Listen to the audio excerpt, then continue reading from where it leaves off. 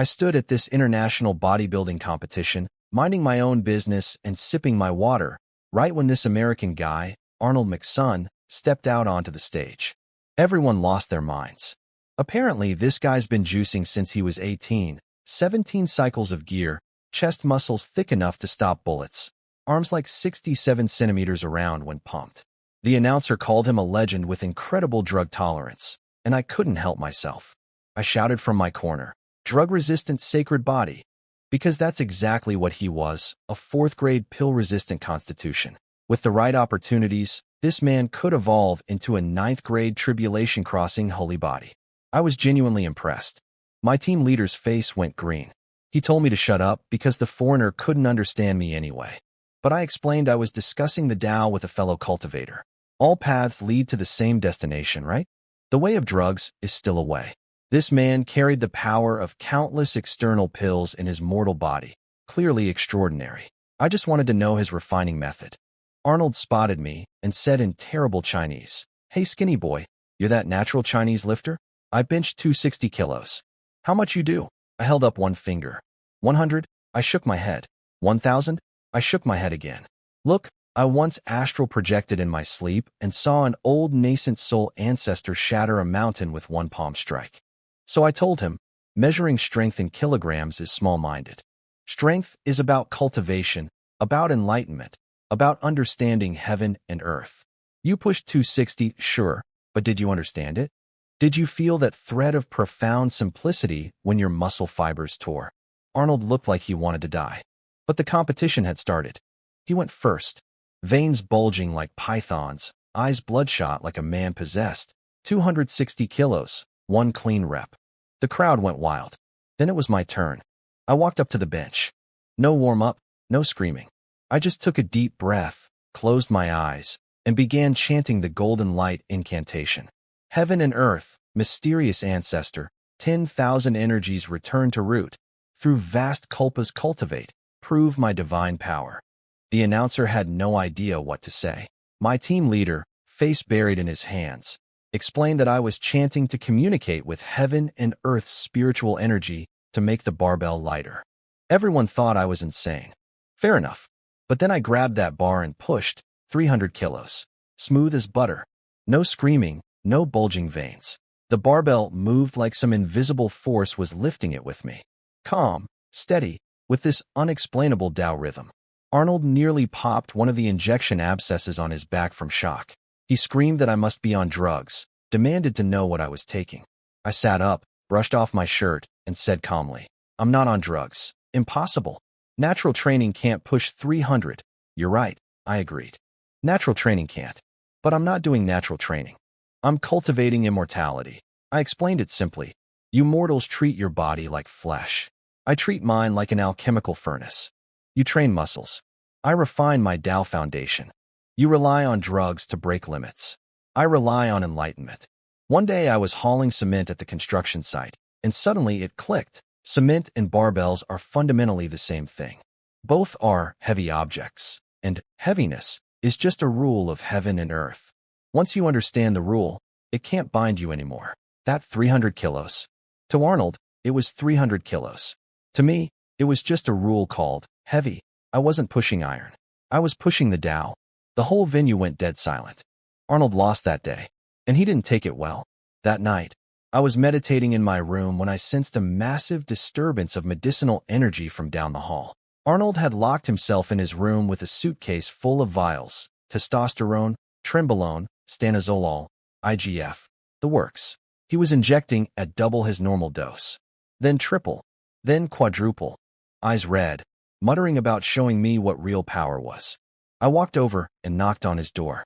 "Fellow Taoist, are you in there?" I sensed powerful medicinal fluctuations. "I thought you might be undergoing tribulation. Do you need someone to stand guard?" From inside, I heard a dying wheeze. "Get lost." "I did a quick divination just now," I said with genuine concern. "Your life palace has a malignant star. Tonight is not suitable for pill refinement." No answer. So I kicked the door open. Needles everywhere. Vials rolling across the floor. Arnold was passed out cold in the middle of it all. "Holy crap," I said, staring at the scene. "Fellow Taoist, you've gone into chi deviation. Arnold McSun, America's drug-resistant sacred body, the man who benched 260, collapsed among his needles and passed out. Next morning, I was eating breakfast. White porridge, 2 steamed buns, pickled vegetables, and my copy of the Tao Te Ching. My team leader ran over shouting that Arnold overdosed and was in the hospital, forfeited the match, and I'd won the gold. I chewed my bun slowly, opened my book to a certain page, and read aloud. Only by not competing can no one under heaven compete with you. My leader asked me to be honest. Had I ever taken drugs? I looked at him dead serious. Do you think a guy who works construction on his days off and spends 300 yuan on a gym membership can afford drugs? I can't even buy fresh protein powder. I only buy the near-expired stuff. Last week, I scored a tub with 3 days left on it, saved 80 yuan. I was happy the entire day, because that's the truth. No money for drugs, no money for coaches, no money for physiotherapy. All I had was enlightenment. And honestly, the underlying logic of getting strong on zero budget is basically the same as immortal cultivation. Not enough resources? Compensate with suffering. No shortcuts? One step at a time. If you can endure, you're a genius. If you can't, you're trash. I left the hotel that morning, walking to the construction site because I never take buses. Walking is also a form of cultivation. I did the math in my head. 800 for rent, 300 for the gym, 1500 for food, 120 for expired protein powder, 30 for phone. I could still save over 1,000. Enough for a second-hand Olympic bar and a few more tubs of almost expired protein powder. I was sipping my 1 yuan water bottle, thinking life was actually pretty good even without spirit stones, cultivation manuals, or a sect to protect me, when a 100-ton truck came flying at me. And I mean flying. Front end raised up, all 4 wheels off the ground, tearing through the air straight at me. My first thought, this must be a great fortune. My brain instantly connected the dots from every web novel I'd ever read. Anything with fortune in the name relates to destiny. Destiny means chosen one, and every chosen one must face tribulation. This is a heavenly tribulation. Heaven and earth are testing my Tao heart. If I survive, there will be a great opportunity. People were screaming and running. A lady selling pancakes abandoned her entire cart. But I planted my feet in a horse stance, sank my chi, pushed my palms forward, and faced it head-on. Come, let me see how much this tribulation of heaven and earth actually weighs. Then I noticed a stray orange tabby cat had jumped out of the bushes and was standing between me and the truck, hissing at it with its fur all puffed up. Junior, I roared, flicking the cat with my foot to safety 3 steps away onto the grass. It tumbled through the air and landed looking completely baffled. I stared it down with the authority of a senior cultivator scolding a reckless disciple. The path of cultivation runs too deep. You cannot handle it. Do not steal my opportunity. The cat, meow. It tucked its neck and bolted into the bushes. Satisfied, I gathered all my power and threw one mighty punch at the incoming truck. My wrist shattered instantly. But in that final moment before I got launched into the sky, everything became clear. That's why the spiritual energy in this world was so thin. That's why I trained for over 10 years and couldn't even reach foundation establishment. I didn't lack spiritual roots. I was just born in the wrong world. This world was the age of Dharma decline. The real cultivation world was somewhere else. And this truck wasn't a heavenly tribulation. It was a teleportation array. Brilliant, I shouted. And then I got absolutely obliterated. Pain. Every single inch of me was screaming. Then I opened my eyes and saw a dusty wooden ceiling with sunlight leaking through cracks in the wall. And a tiny baby hand. My tiny baby hand. Well, I thought, didn't survive the heavenly tribulation after all. 10 years of Tao foundation, gone in an instant. But honestly, I bounced back pretty quick. Reincarnation is the kind of opportunity cultivators in my previous life would have killed for. This new body had way more potential. Start from scratch, temper it from childhood. Who says I can't forge an eternal, indestructible body? A woman in rough cloth picked me up and started talking in some language I didn't understand. Then she started breastfeeding me. I froze. Look, the welcoming spirit liquid was mediocre quality at best. Barely any spiritual energy. But when in Rome, right? I closed my eyes, accepted my fate, and got to work. 12 years flew by like nothing. I was leaning against a crooked tree behind the village, doing my internal meditation.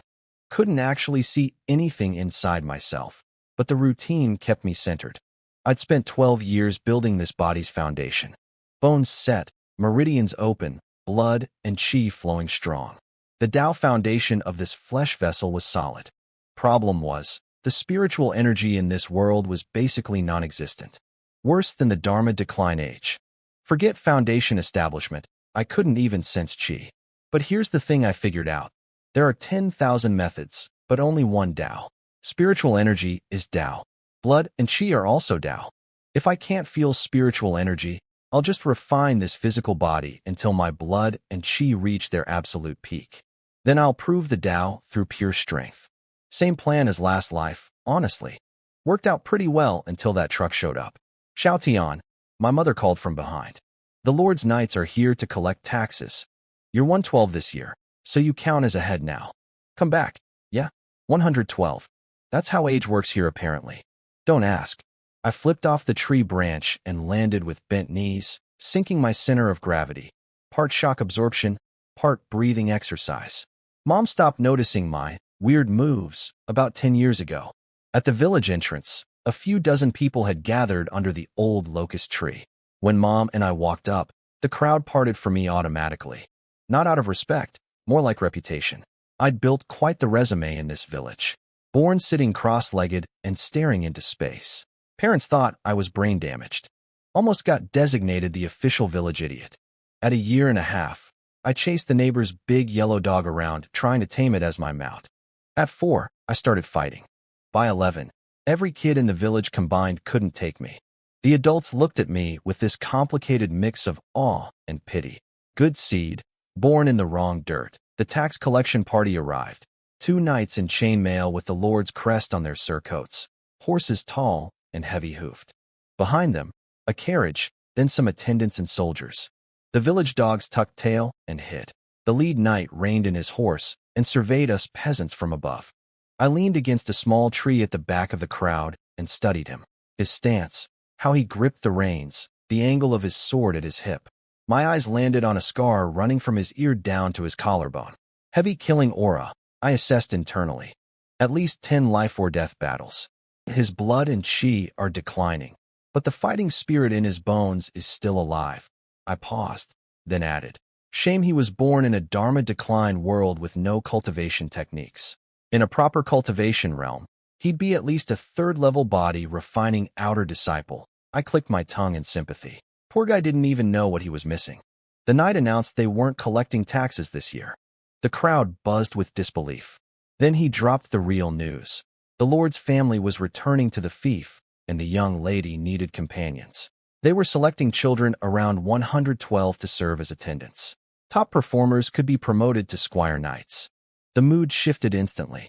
Attendant sounded a lot like selling your kid, but squire knight was basically the only ladder a peasant's son would ever see. Mothers started shoving their children forward. I didn't move. I was watching the carriage. The curtain lifted slightly, revealing a girl's face.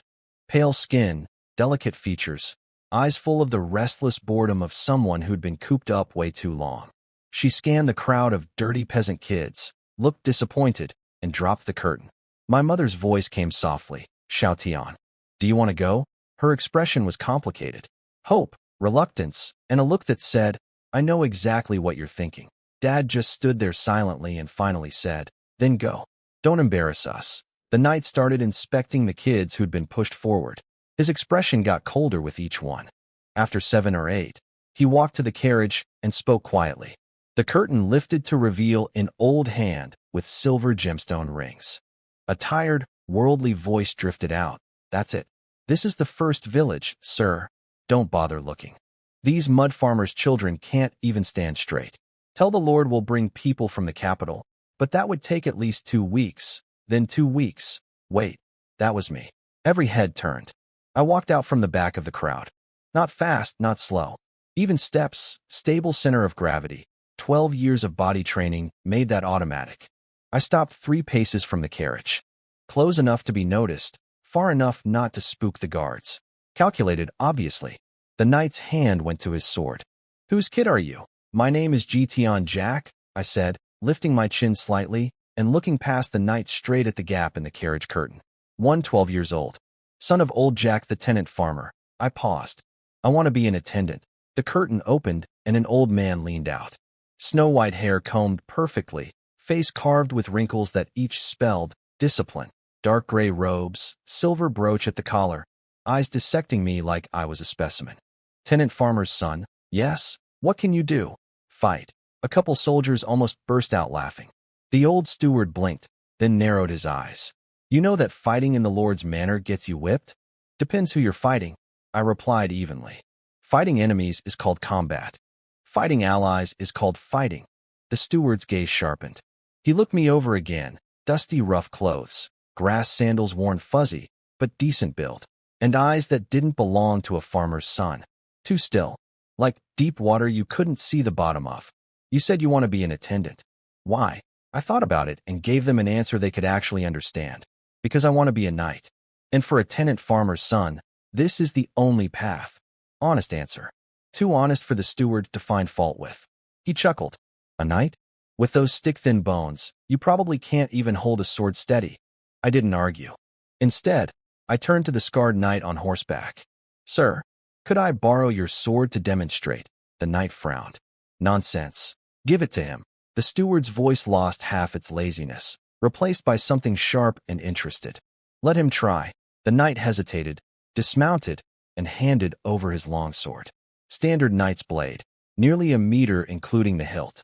Way too long and heavy for a 112-year-old kid. Hold it steady, boy. He didn't finish. The instant I gripped that hilt, something shifted, like pulling a rusty blade from its sheath and finding the edge still razor-sharp. I lifted the sword one-handed, flicked my wrist. The blade cut an arc through the air with a whisper of wind. Then I settled into stance. 2 hands on the grip, feet shoulder-width, knees bent, center of gravity low, sword tip angled 45 degrees toward the ground. No wasted movement. Nothing extra. The knight's expression changed completely. See, what I had was called frame. The hardest thing for any martial artist to develop. Whether your frame is right or wrong, any experienced fighter can tell at a glance. The steward didn't know swordsmanship, but he could read the knight's face. Well, 2 seconds of silence. Then, he's a natural. I returned the sword calmly. Didn't even breathe hard. I turned back to the steward, voice steady. Sir, I only need 2 things, a training ground and opponents. Then I let just a little bit of edge show. Stopped hiding it. Let them feel what I'd been holding back. That state from my previous life, the faintest brush of what cultivators called extreme intent, boundless freedom. As for the young lady's safety, these knights you brought? Within 10 steps, they may not be able to stop me. Yeah, that was cocky. Insanely cocky. The villagers all thought I'd lost my mind. The knights and guards started reaching for weapons. Mom broke free from Dad and threw herself in front of me. Sir, Xiao Tian is still young. He doesn't know what he's saying. It's fine. The steward wasn't angry. He was just staring into my eyes. And what he saw there wasn't the recklessness of a kid.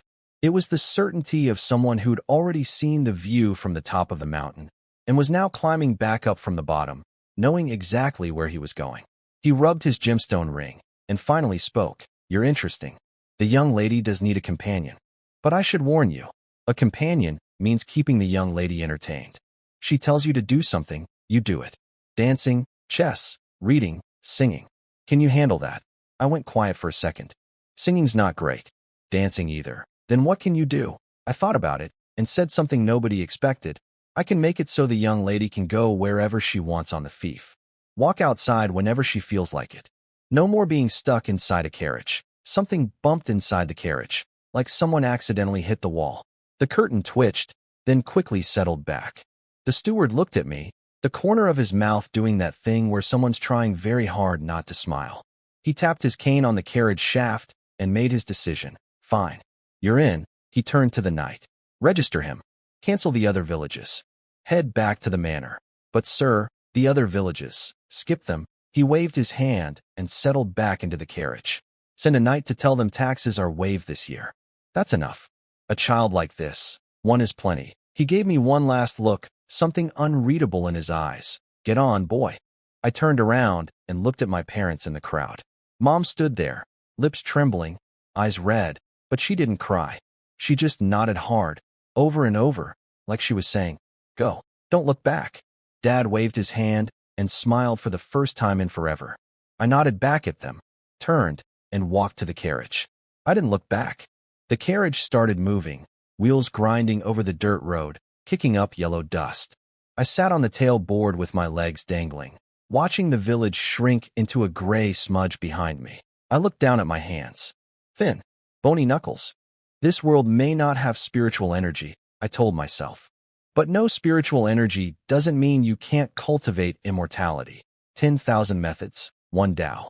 If I can't sense spiritual energy, I'll refine the physical Tao foundation first. I clenched my fist, felt the tiny click between my finger bones, and looked up at the dirt road stretching into the distance. Push blood and chi to the absolute peak. And who says I can't break open the heavenly gate? The village was 3 days by carriage from the Lord's manor. 3 days of but getting absolutely destroyed by a wooden plank. But my face stayed calm. A cultivator does not complain about his tailbone. I spent those 2 days doing what any reincarnated immortal would do. Threat assessment. 2 knights, 5 attendants, 7 soldiers, 1 old steward, 1 young lady, her personal maid, and me. The knights were legit. The lead one, Red, was in his 30s with an old arrow scar across his left cheek. The younger one, Alan, barely talked but dismounted smoother than Red. Definitely someone who'd licked blood off a blade before. The soldiers were fine. Freeborn commoners' sons who could march and follow orders. In a real fight, I figured I could drop any 3 of them in 10 breaths. The attendants just handled horses and luggage. Not even worth thinking about. The ones I was really watching were Old Man Gregory and the mystery girl behind that curtain. Gregory had been a steward for over 30 years. The kind of guy who'd seen everything, thought 3 steps ahead, and couldn't be fooled easily. I could feel him watching me through the carriage curtain, at least 10 times in 2 days. Testing me, measuring me. Classic elder generation scheming. And the young lady. I'd barely heard her voice. But that bump against the carriage wall when I said I could let her go outside freely? That wasn't accidental. That was someone whose body reacted before her brain caught up. Someone who wanted to hear what I said. Interesting. On the second day, we stopped at a relay station to swap horses. I hopped off to stretch and went to the well for water. Some merchants were sitting nearby eating lunch, chatting in an accent I could barely follow. And that's when my entire worldview got rearranged. Heard the werewolves up north are acting up again. Werewolves are nothing. The goblin nest out east is worse. Raided my cousin's caravan last month. 3 guys dragged into a cave. Found nothing but bones. These monsters are getting bolder. Where's the church? The church. The Holy Knight Order's main force got sent west to fight the Demon King's army. Only big cities get protection now. Out here in the boonies, you're lucky to have a mid-rank mage stationed anywhere nearby. I stopped pulling water. Werewolves? Goblins? Mages? Demon King? I slowly straightened up and stared at those merchants. They were just casually eating like they hadn't just detonated a bomb in my brain. I set the water ladle down, stood there in silence for several seconds. Oh, so this world has monsters. This world has magic. And I, a reincarnated cultivator, spent 12 years punching village kids in the middle of nowhere without knowing any of this. Well, no, I probably should have known. Those, Hero Slays the Dragon, games people played. Turns out those were based on real things. I was just so busy enjoying fights that I never bothered to think about the bigger picture. I looked down at my hands. Thin, bony, veins visible under the skin. 12 years of training from infancy. I'd assumed this world was basically medieval Europe. No spiritual energy, no cultivation, just raw physical strength. Wrong. This world had magic. And monsters. And presumably magic systems I could have been learning this entire time. Damn it. Wasted 12 whole years. I almost never swear. That's how upset I was. I took a deep breath, stabilized my Tao heart, put on my poker face, and walked back to the carriage like nothing happened. When I climbed in, Gregory was leaning against the wall with his eyes closed. I sat in my spot, stayed quiet for a long time, and then finally asked, "Sir, does this world have magic?" Gregory opened one eye and looked at me. A flash of surprise, then understanding. "Your village really is in the middle of nowhere, isn't it? No magic tower within 100 miles, no monster nests, no church priest in 30 years. The tax collectors barely bother going out there. He paused. No mage would set foot in a place like that. No magical resources, no monster bounties. Can't even recruit magic apprentices. So yes, you genuinely didn't know? I said nothing. He looked at me with this little smirk, like watching a country bumpkin walk into the big city for the first time. Don't worry too much. Most people in this world can't use magic either. More than half the knights in any order are pure martial fighters. Magic is about talent. Talent, whether you're born with magical perception, elemental affinity, the ability to condense magical essence, all determined at birth. He closed his eyes again. Your combat talent was recognized by a veteran knight. That already makes you a rare find. Don't overthink the magic thing. I didn't respond. I leaned back against the board, watched the scenery roll by, and kept my face perfectly neutral while my brain ran at maximum speed. Magic, magical perception, elemental affinity, essence condensation. Sounded a lot like cultivation talent. I mentally flipped through every web novel I'd ever read. Magic, battle chi, immortal cultivation, superpowers, doesn't matter what you call it.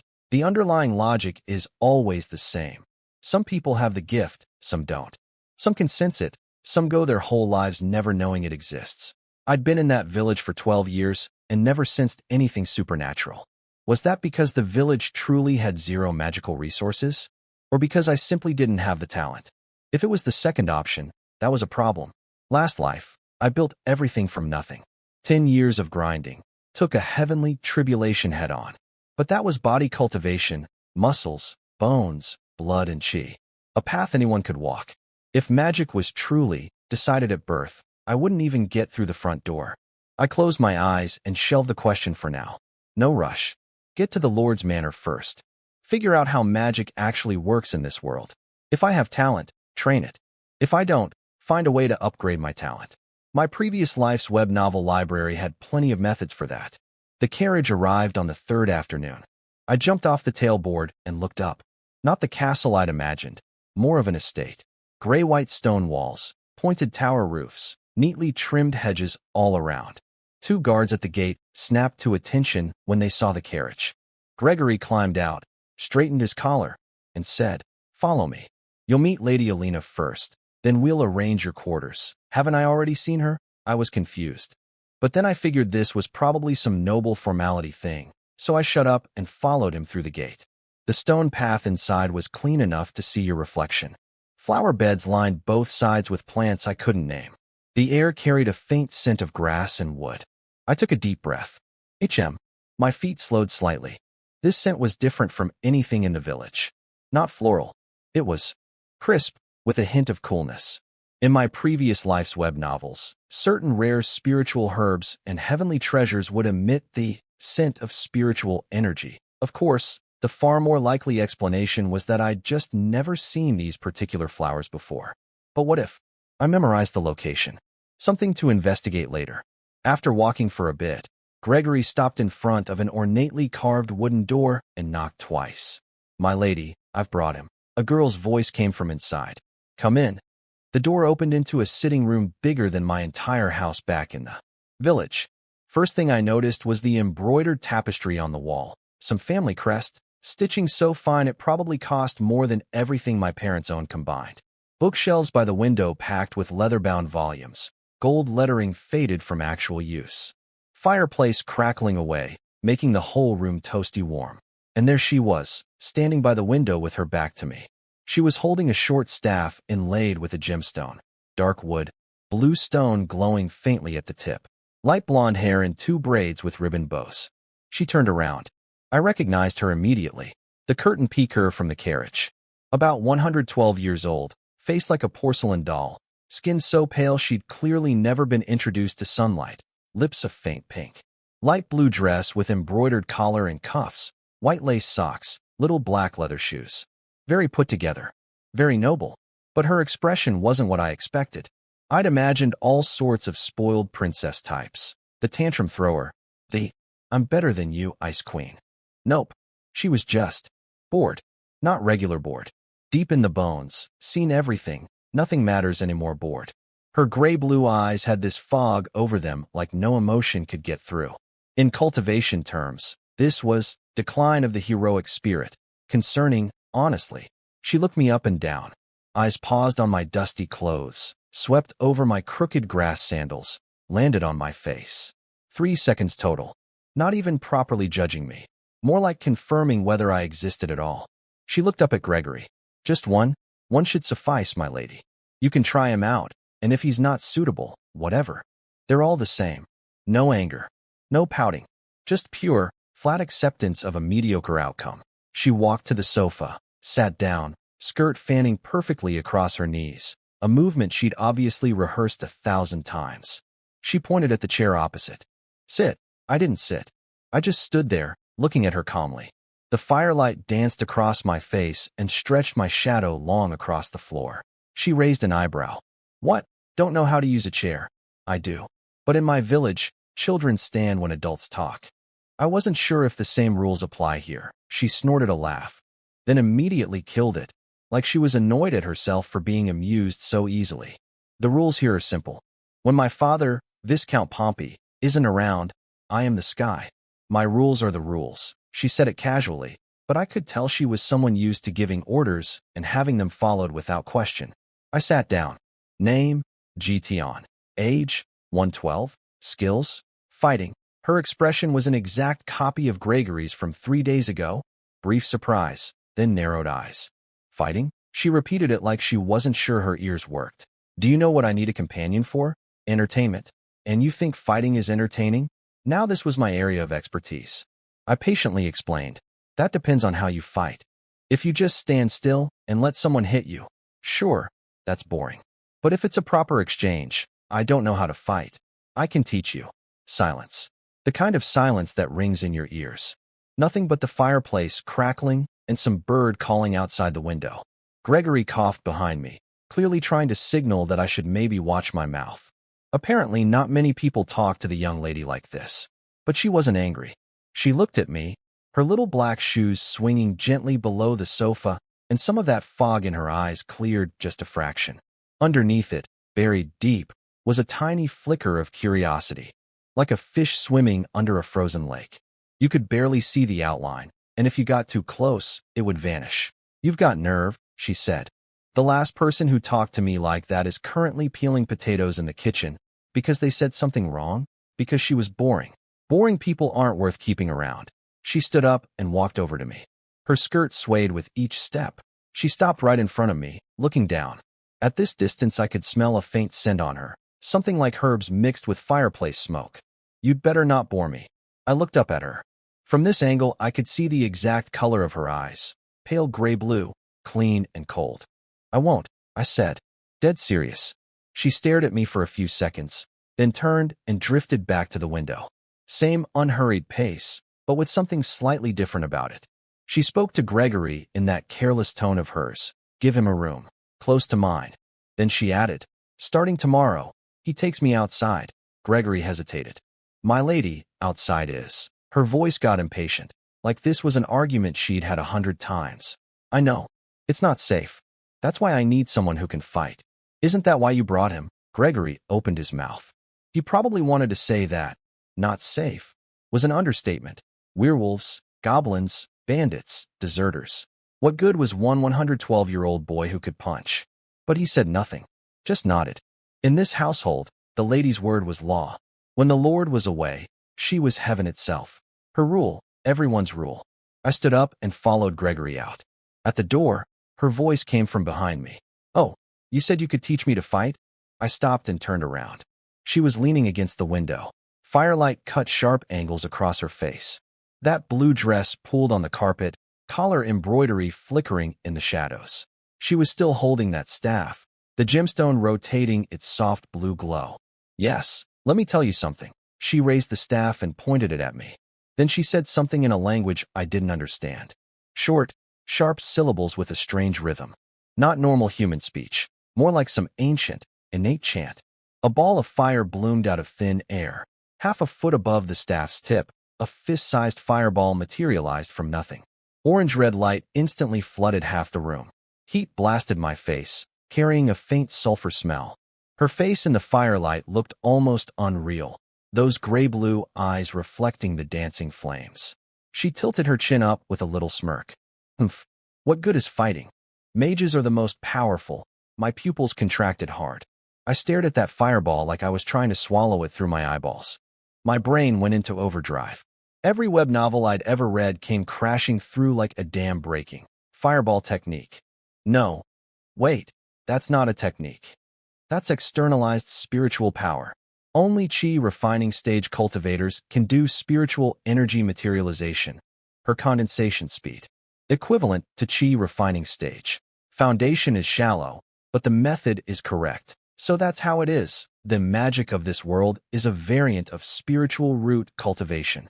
Magical power is spiritual energy. Magical essence is the world's spiritual chi. Mages are cultivators. Different names, identical underlying logic.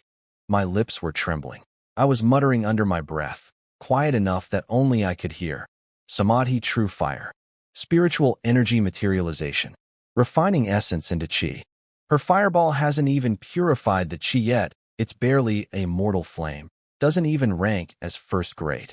But the path is correct. This path is correct. Gregory frowned nearby. Couldn't hear what I was mumbling. The girl noticed my reaction, though. She probably thought I was awestruck by her magic, because her smirk deepened. She waved the staff, making the fireball bounce playfully.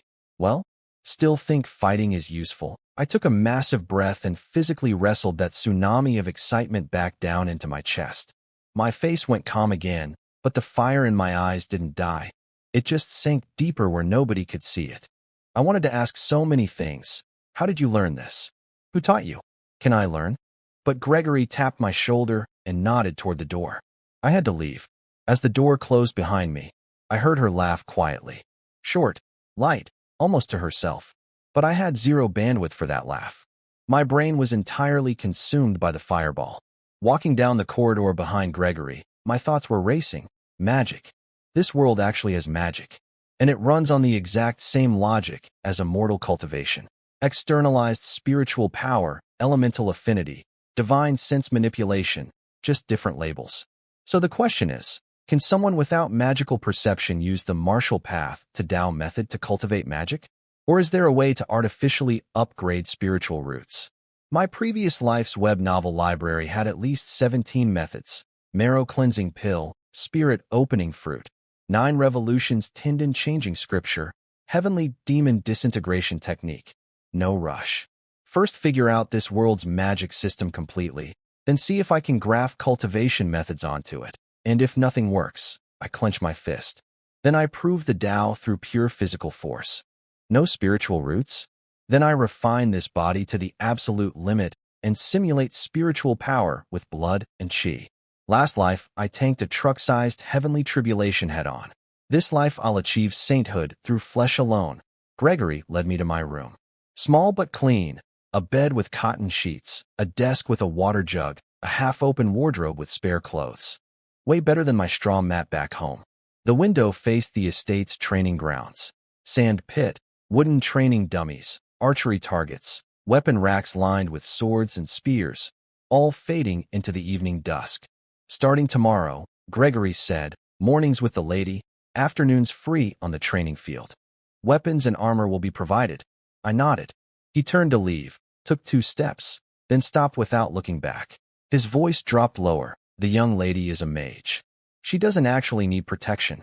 She just doesn't have anyone her age to talk to out here. I know, I said. A chi refining cultivator doesn't need a mortal bodyguard. That's just how it works. Every web novel says so. He left. Footsteps fading down the corridor until they disappeared around a corner. I closed the door, walked to the window, and pushed it open. Evening wind poured in, smelling of dirt and grass. The training ground was bigger than I'd thought. Small flags along the edges fluttered in the breeze. Guards patrolled in the distance, armor catching the last red light of sunset. I leaned against the window frame and watched the horizon. The sun was going down, clouds burning dark red like something was on fire behind the sky. Training dummies casting long shadows. Sword blades on the weapon rack catching occasional glints. I thought about what those merchants said.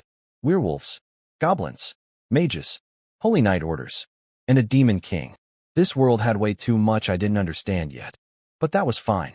I had time. Step 1. Get my martial skills back to previous life levels. Step 2. Understand this world's combat system. Step 3. Figure out if I had any shot at magic. That fireball, though. I smiled. Interesting. I walked to the bed and sat down. The frame creaked. Cotton sheets. Washed so many times they were a little stiff, but compared to the straw pad in the village, absolute luxury. I lay back, hands behind my head, staring at the ceiling where the wall lamp cast a pale circle of light. Tomorrow I'd take her outside. It wasn't safe out there, but no problem. I'd make it safe. Her voice echoed in my head. Mages are the most powerful. Nonsense, I thought. All great Daos lead to the same destination. Refined to the extreme, who's weaker than who? Her fireball hasn't even purified its chi.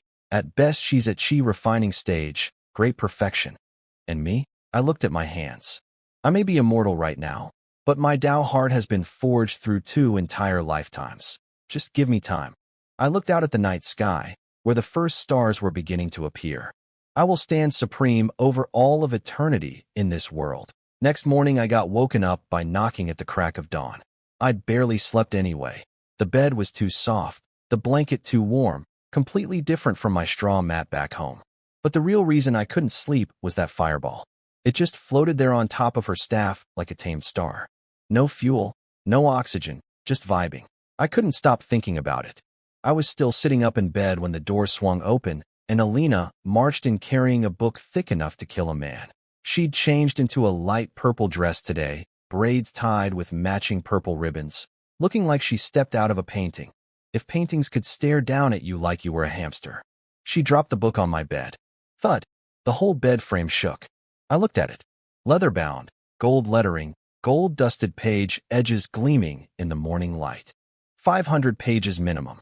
I looked up at her like, weren't we supposed to go outside today? She put her hands on her hips and lifted her chin with this smug little expression. Then she let out this incredibly self-satisfied hum. Last night when I used magic, your eyes went completely glassy. I said nothing. Her smirk widened. You think I didn't notice? I've seen that look before. All envy and desire. Like a dog that hasn't eaten in 3 days spotting a bone. That I wasn't like that. You were. She looked me dead in the eyes with absolute certainty. Your eyeballs were practically glued to my staff. I went quiet for a second. I was interested in that fireball, but I really didn't think my expression was that bad. But she seemed so sure of herself that I couldn't be bothered arguing. You want to learn magic too, right? I've got nothing better to do anyway. Might as well train a little mage for fun. She said this while looking away from me, pretending to admire the empty training field through the window, but her eyes were clearly peeking at me from the corner. I understood immediately. She wanted to teach me magic. Not casually or since I'm bored. She'd specifically gotten up early, specifically grabbed this massive book, and specifically came to my room, all to teach me magic. But she didn't want me to know she'd done it on purpose. So she put on this whole, I'm just bored, and training a mage for fun, act, like it was a passing whim, like she couldn't care less whether I learned or not. I found it kind of funny, but I didn't laugh. I could tell this young lady's pride was actually paper thin. She pulled out a thinner booklet, stacked it with the big one, and switched back to her commanding voice. Hands on hips, looking down at me sitting on the bed edge. Fundamentals of Magic Theory, chapters 1 through 3. Finish in 3 days. Then I test you. If you can't understand it. She paused, seemingly searching for a sufficiently terrifying punishment. You peel potatoes in the kitchen. For a month, I looked down at the book, opened the first page, and froze. I couldn't read a single word. Here's the thing I'd been sort of avoiding. I was illiterate. In this life, anyway. 12 years in a village where 9 out of 10 farmers couldn't write their own names. The letters were all squiggly loops and dots and things that looked like worms that had been stepped on. Nothing like Chinese characters, or English, or anything I'd ever seen. I flipped through a few more pages. Same alien scribbles throughout. Alina noticed I'd stopped flipping. She raised an eyebrow. What? Can't read? Can't read. My voice was the same flat tone as always. But only I knew how hard those words were to say. Last life, I had 9 years of compulsory education. I could read, write, do papers. Now here I was, 112 years old, completely illiterate. Humbling doesn't even begin to cover it. Alina's eyes went wide. Those gray-blue eyes became perfectly round, mouth slightly open, face looking like someone had just told her princesses don't use the bathroom. How old are you? 112? 112, and you can't read. Her voice shot up several octaves, echoing through the quiet morning room. I stared at her blankly. I wanted to say, I grew up in a village in the absolute middle of nowhere, spent every day training and fighting and scratching food out of the dirt. Who exactly was going to teach me to read? But I said nothing, just looked at her with the calm of a dead pond. Something shifted in her expression. Shock to disbelief, disbelief to embarrassment, embarrassment to something complicated and hard to name. That mask of practiced coolness she always wore cracked just slightly, showing a little bit of genuine, "Oh no, what do I do?" underneath. She opened her mouth, closed it, turned away, and finally said, "Fine." She had me bring the books and led me to the study. She ran her finger along a shelf and pulled out a much thinner booklet. She handed it to me without making eye contact, staring at the wall instead. Her voice dropped, stiff with awkwardness. "This is a literacy primer. Learn to read first." I opened it.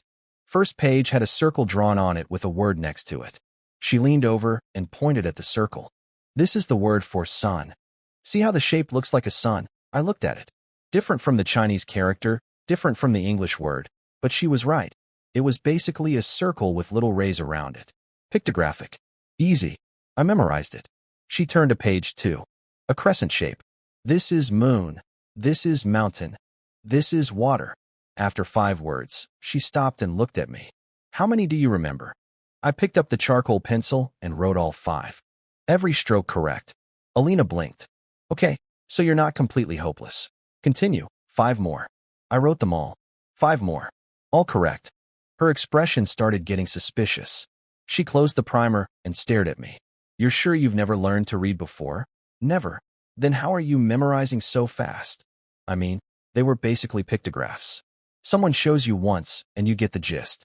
But I just said, probably because I was listening carefully. She stared at me for 3 seconds, trying to find any hint of lying on my face. My expression stayed perfectly neutral, not showing off, not being humble. She reopened the primer. "Fine. I'm speeding up." She started teaching faster. 20 words in one go. I remembered all of them. 30 more. All memorized.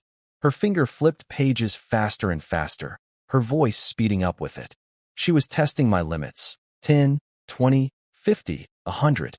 After each batch, she made me write them all out. I got every single one right. Eventually, she gave up on batches entirely and flipped to the comprehensive character table at the back of the book. 300 common characters. Look through them yourself. Remember as many as you can. I took the book and started flipping. But not the way she expected.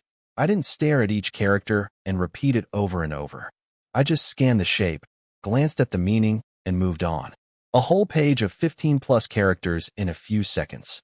Can you actually remember them like that? Let's find out. I finished the entire primer, closed my eyes, ran through them all in my head. Every character crystal clear, like they'd been carved into my brain.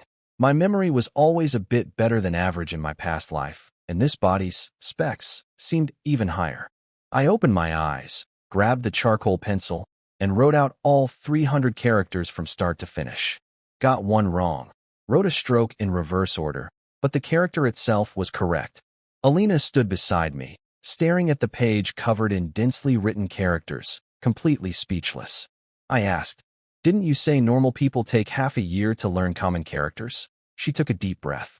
"Is there something wrong with your brain?" "No, I'm just slightly smarter than average." She stared at me, thinking, slightly? It took her 2 months. Now that I could actually read, I finally cracked open Fundamentals of Magic Theory, first chapter. I started reading. Magical power is an invisible energy existing throughout heaven and earth, permeating every corner of the atmosphere, infusing mountains, rivers, vegetation, and stone. Mages use spiritual power to perceive and guide magical energy, drawing it into their own magical circuits, then releasing it through specific methods. I closed the book, shut my eyes, and ran an instant translation in my head. Magical power equals spiritual energy. Magical circuits equals meridians. Magic models equals technique construction. Spiritual power equals divine sense. I opened my eyes and smiled. Just as I thought. Same soup, different bowl. This world's mages were basically doing chi cultivation. They just didn't have the concept of a dantian and stored spiritual energy in circuits. Instead, like putting water in pipes instead of a pool. Low efficiency, small capacity, and prone to bursting. If I could route spiritual energy into a dantian structure, well, that was assuming this body even had a dantian. But the principle was the same. Chapter 2 covered elemental classifications: fire, water, wind, earth, light, dark, lightning. 7 attributes. The book said most mages were born with affinity for only 1 or 2, determined by talent, unchangeable. Fire mages couldn't learn water magic. Period. This was an iron law of magic, unbroken for thousands of years. I read the 7 attributes section and frowned. This classification was so crude. Back in my previous life's cultivation world, the 5 elements had a proper cycle of generation and destruction. This world's 7 elements were just sitting there with no interaction logic. And born with it, can't change it, was literally just single spiritual root versus multi-spiritual root, repackaged. The book said, unchangeable, please. My web novel library had multiple methods for modifying spiritual roots after birth. Chapter 3 was about constructing magic models, the core and hardest part of the whole system. To cast a spell, you had to build a 3-dimensional model inside your mind using spiritual power. Even a basic fireball required millimeter-level precision, angles within 1 degree of deviation, filling each layer in strict order, and completing the whole thing within 3 seconds. The book said a qualified apprentice needed at least 3 months to reliably build a fireball model. Talented ones needed a month. Geniuses took a week. And the youngest legendary grand mage in history, the great sage Merlin, supposedly mastered his first spell in 3 days. I almost laughed out loud. 3-dimensional models? Millimeter precision? Angle deviation under 1 degree? This was just visualization, made unnecessarily complicated. In my past life's cultivation, forming a golden core required visualization. Nascent soul required visualization. But that was building a Tao seed inside your body, not using divine sense to play 3D Tetris. This world's mages were basically using divine sense to draw CAD blueprints inside their heads. Draw it right, and the spell works. Draw it wrong, and it fails. No wonder apprentices needed 3 months. The method was so clunky. Real techniques should be: thought arrives, energy follows. 1 mental impulse and spiritual energy responds naturally. Why would you need a 3-dimensional model? Then I reconsidered. If people here didn't have dantians or proper meridians and could only work through magical circuits, then they literally can't do. Thought arrives, energy follows. Their thought and their energy had a circuit in between, so they needed models to bridge the gap. This was probably a systemic flaw, not a personal one. Which meant, if I could modify my own body and create something like a dantian. What are you doing? Alina's voice snapped me out of it. I opened my eyes. Apparently, I'd been sitting there with my eyes closed for a couple minutes without realizing. Thinking about whether there's a simpler method. Alina looked at me like I'd committed blasphemy. A simpler method? Magic model construction was passed down by the great sage Merlin himself. Every mage for thousands of years has learned it this way. Who do you think you are? Smarter than the great sage? I'm not saying his method is wrong. I'm saying there might be an alternative approach. She rolled her eyes. Fine, fine, fine. Stop thinking about nonsense. She pulled an even thicker book from the shelf, something called Complete History of the Elven Court, and hugged it to her chest. Just finish the basic theory first.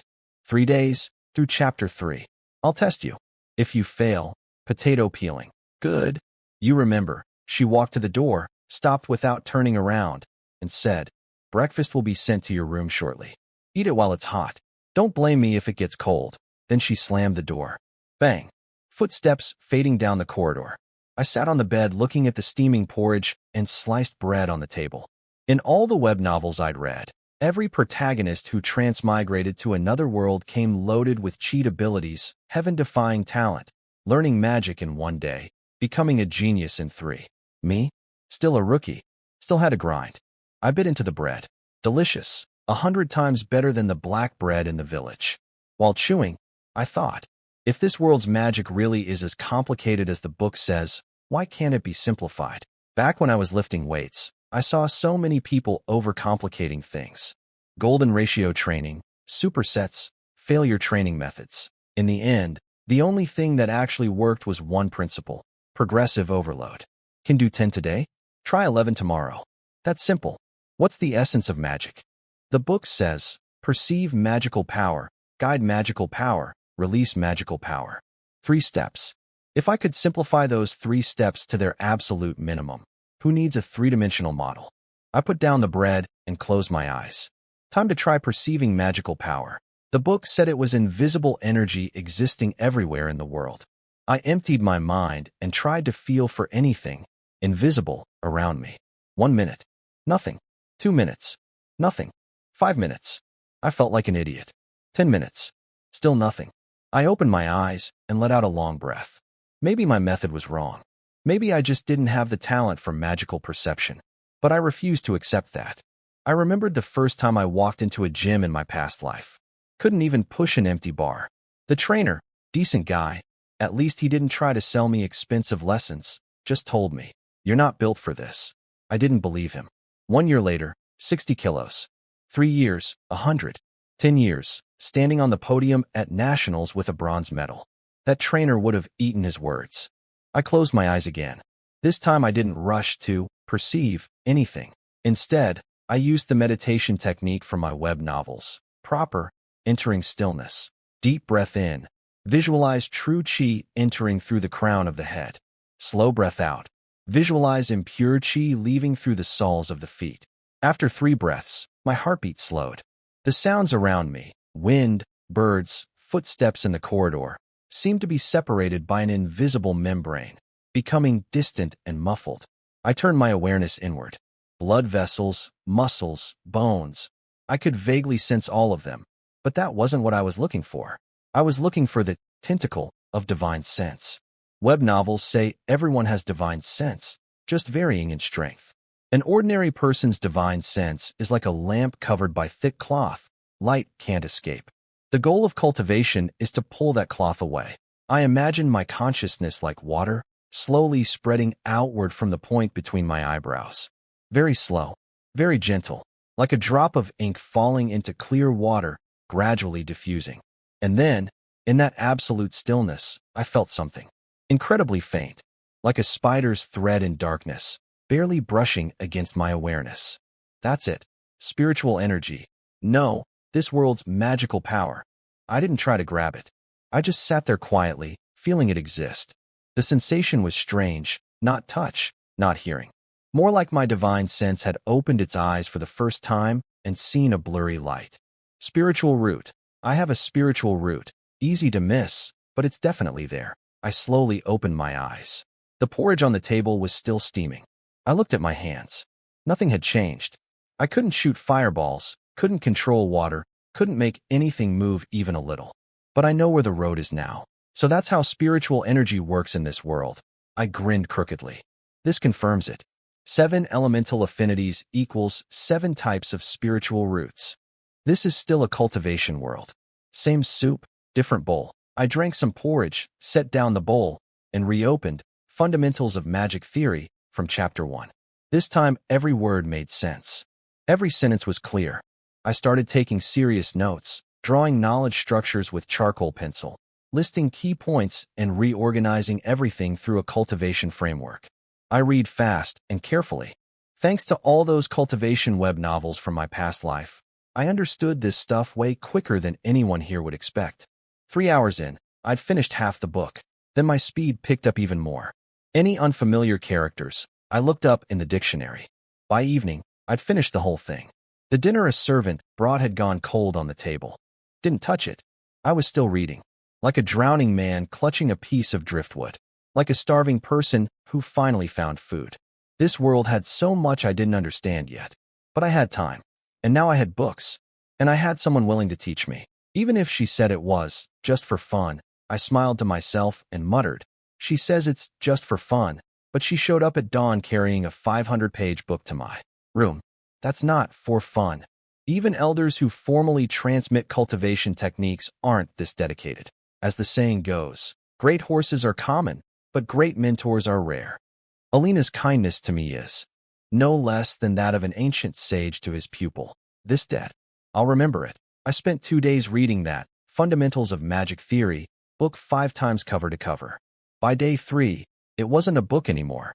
It was a tree growing inside my brain. The trunk was the 3 core pillars, 7 attributes, magical circuits, model construction. The branches were thousands of derived theories spreading out like dragons and snakes. The leaves were specific spells and casting techniques, so dense they blotted out the sky. Eyes closed, I could trace that tree from root to tip. Every single leaf memorized perfectly, but I didn't rush to cast anything. Because the book kept screaming, in bold text, practically begging, about one concept: magical circuit tolerance. Circuits are the channels inside your body that carry magical power, like blood vessels for blood, like meridians for chi. Everyone's born with a fixed set, thickness, quantity, layout, all decided at birth. They determine how much magical power you can hold and how strong your spells can be. Force too much power through circuits that are too thin, they shatter. Best case, magical power goes haywire and eats you alive. Worst case, instant death, soul scattered to the wind. That's why mages have to start training young. Gentle, gradual magical channeling to slowly stretch the circuits wider, layer by layer, inch by inch. Like tempering the body, like forging bones. Can't rush it. I knew this logic all too well. Last life, I watched so many people destroy themselves chasing shortcuts. Maxing out weights too fast, slamming gear, using every extreme method to wreck their own bodies. Result? Torn ligaments, ruptured tendons, herniated discs, one-way tickets to steroid planet. The ones who ran fastest never reached the finish line. This life, I wasn't making that mistake. So I waited until day 3 to begin. That morning, before dawn, I sat cross-legged in the corner of the abandoned training ground behind the estate. Back against a crooked, old locust tree.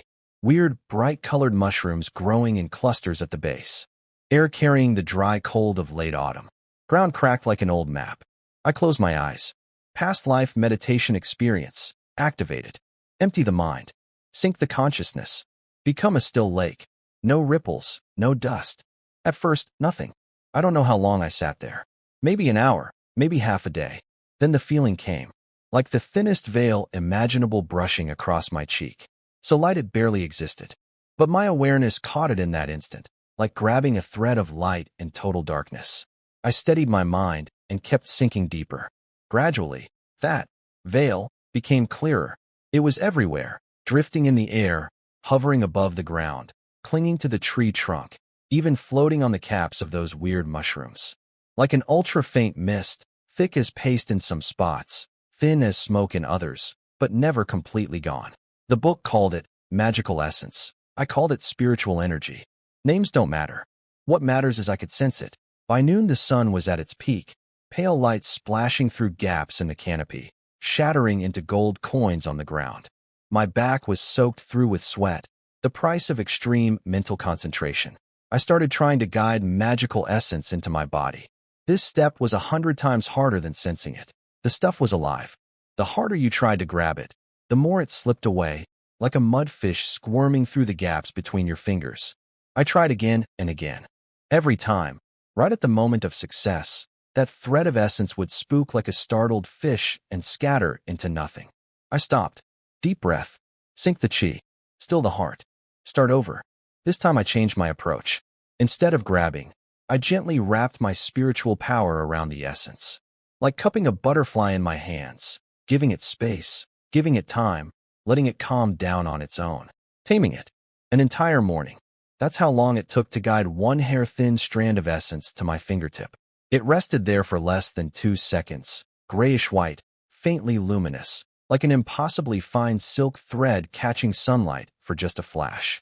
The most fragile thread of cosmic law in existence. Then I released my spiritual power and let it dissipate naturally.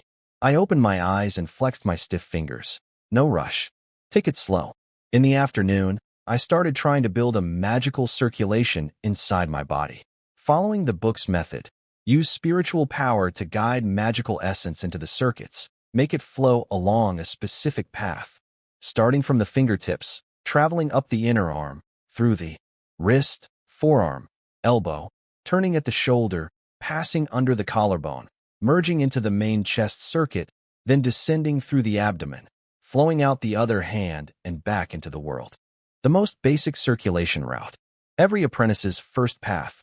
The most primitive, heavenly cycle. Painfully slow. Like carving words into stone with a needle. The circuits were thinner than hair.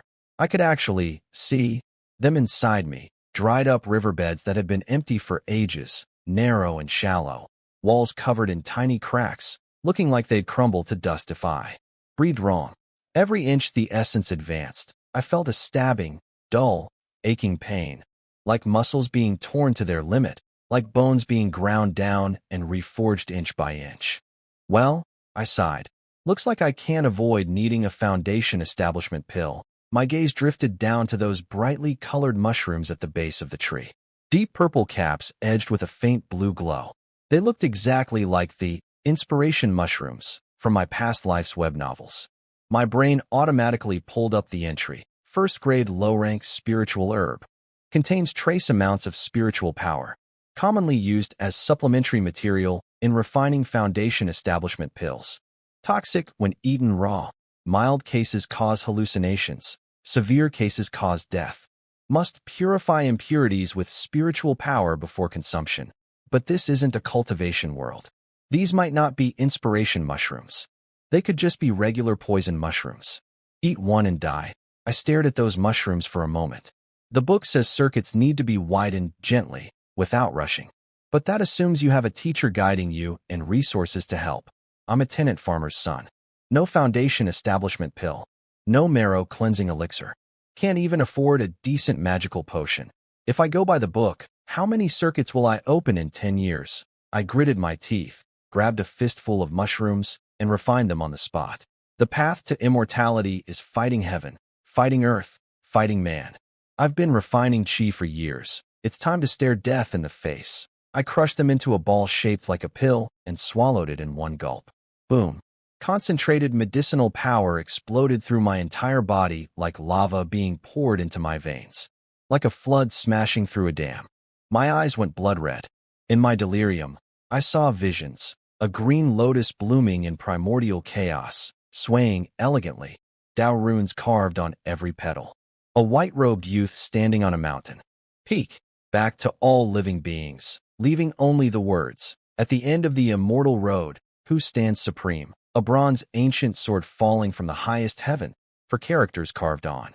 The blade. I am the heavenly emperor, and a figure wrapped entirely in golden light, riding a 7-colored auspicious cloud, wielding an iron staff, shouting at an army of celestial gods. Eat my staff. Wait. I struggled through the hallucinations. That art style is wrong. But the figure flashed past, and was replaced by a towering gate of heaven, and beyond it a road stretching endlessly upward. Ha ha ha ha. I threw my head back and laughed. I see it. The road to heaven. The bridge to immortality. I've made it. In my early years I already knew the world was harsh. My voice hitched. Forgot the beginning. Forgot the middle. Forgot the ending too. Whatever. My fate is mine, not heaven's. Break through, boom. I could feel those shriveled circuit walls getting blasted open by a savage force. Medicinal power carried magical essence like a million-man army charging through my circuits, tearing them apart inch by inch, rebuilding them inch by inch. The chi vortex in my dantian compressed to its absolute limit, then shattered, like a star exploding inside me, like the birth of the universe, like heaven and earth splitting apart. My blood felt like it was drained out and replaced with mercury. My bones felt like they were smashed to pieces and reassembled. A thread of primordial chi poured in through the crown of my skull like a lightning bolt straight through my soul. My entire body convulsed like I'd been struck by tribulation lightning. Heart pounding, teeth clenched, I seized the moment and started frantically cycling the heavenly circuit. 1 cycle. 2 cycles. 3 cycles. Evening came. I finally completed 1 full heavenly cycle. Magical essence entered through my fingertips, traveled upstream along the arm circuits, through shoulder, chest, abdomen, like a dormant dragon swimming through my body, and flowed out the other hand, returning to the world. 1 complete cycle. I opened my eyes. It was dark. The sky had turned deep indigo. A few stars glimmered faintly, like eyes peering down from the highest heaven. My forehead was covered in fine sweat. My shirt was completely soaked through, clinging cold to my skin. My arms ached. But my mental state was bizarrely good. My brain felt like it had been washed in celestial spring water. Clear, quiet, transparent. I looked down at my hands. Same hands. Thin, bony knuckles, blue veins visible under the skin. But something was different. I closed my eyes and scanned my internal state. Those circuits that had been bone dry, they now held the faintest trace of moisture. Like a riverbed that had been empty for eternity, finally receiving its first rain. The water had already flowed away, but the riverbed remembered the feeling. The feeling of being washed by magical power. The feeling of waking up from death. Pseudo-foundation establishment, complete. I was so exhausted I could barely exist. Felt like my entire body had been hollowed out. But I threw my head back and laughed, voice echoing across the abandoned training grounds. Good. What a foundation establishment. First, good, loud as a bell. What a staring death in the face. Second, good. Already starting to shake. Good. What a. Third, good, never finished. My eyelids gave up. In the last moment before consciousness plunged into darkness, I carefully tucked the remaining mushrooms into my shirt. Don't waste them. Then I face-planted under the old locust tree and passed out cold. I woke up with the worst headache of 2 lifetimes. Mouth tasting like I'd chewed raw herbs and chased them with vinegar. Turns out the old gardener found me passed out under the tree, foaming at the mouth, twitching, and yelling. I made it. He thought I was dead and nearly threw his hoe down a well. Alina was sitting by my bed looking absolutely furious. Hair down, no braids, green dress, arms crossed, trying very hard to seem mature while clearly wanting to strangle me. She informed me that my foundation establishment pill was actually called a hallucinogenic ghost parasol mushroom. Highly toxic. Causes hallucinations, vomiting, seizures, the works. A doctor had to pump 3 bowls of herbal medicine into me. I threw up twice, and she stopped mid-sentence and went red, skipping over certain digestive details. Apparently, I was a mess until midnight. You can't even tell mushrooms apart, and you ate them? She scolded, eyes round, voice fierce, trying her absolute best to sound like a disappointed adult instead of a worried kid. I told her calmly, it was foundation establishment pill material, a substance that temporarily boosts spiritual power by stimulating magical circuits. She stared at me like I'd grown a second head. You ate poison mushrooms. On purpose. And called them pills. Before she could finish yelling at me, I held up my hand and summoned a fireball. Perfect sphere. Steady orange-red with blue edges. Silent. Just hovering over my palm like it belonged there. Her mouth stopped mid-word. Eyes went wide. She forgot to breathe for a second. When did you learn that? Just now. Just now? Yesterday you were poisoned and today you can. I could probably do it before the poisoning. Just wasn't stable yet. She asked me to do it again. I grabbed that tiny thread of magical power inside me, thought one simple word, burn, and skipped the whole ridiculous 3D model construction entirely. Another fireball appeared, smaller but steadier than the first. Alina stared at it for a long time. Her expression cycled through shock, confusion, deep thought, and something complicated she couldn't name. She murmured almost to herself, I'm a genius mage. Top 10 talent in the entire capital. My first spell took me a full week. She paused. You ate poisonous mushrooms, napped for an afternoon, and just learned it. I said modestly that it was pure luck. She didn't buy it. She stood by the window for a long time, staring out at the training grounds, then turned around and told me to rest today. Tomorrow she'd have Gregory test my magical talent. Perception sensitivity, elemental affinity, circuit capacity. The whole package. I almost blurted out, so it's a spiritual root test, but caught myself halfway. She asked what a spiritual root was. I changed the subject. Inside, though, my brain was already spinning. Talent testing meant spiritual root assessment. And if my roots turned out mediocre, my past life web novel encyclopedia had at least a dozen upgrade methods ready to go. She left with one last instruction. Sleep early. Don't be late tomorrow. The door closed. I lay there grinning at the ceiling, palms still warm from the fireball. The poisonous mushroom foundation establishment pill worked. My circuits remembered what magical power felt like. And I'd just cast a spell by pure willpower instead of building some stupid mental CAD drawing. Totally worth the food poisoning. Next morning, Gregory showed up with breakfast and a fist-sized crystal ball for my talent test. Simple deal. Hands on the ball. Empty your mind. Let magical power flow naturally. I put my hands on. 3 cycles of circulation. Then the crystal ball basically had a seizure. White, gold, blue, red. Every color exploded inside it like a fireworks factory catching fire.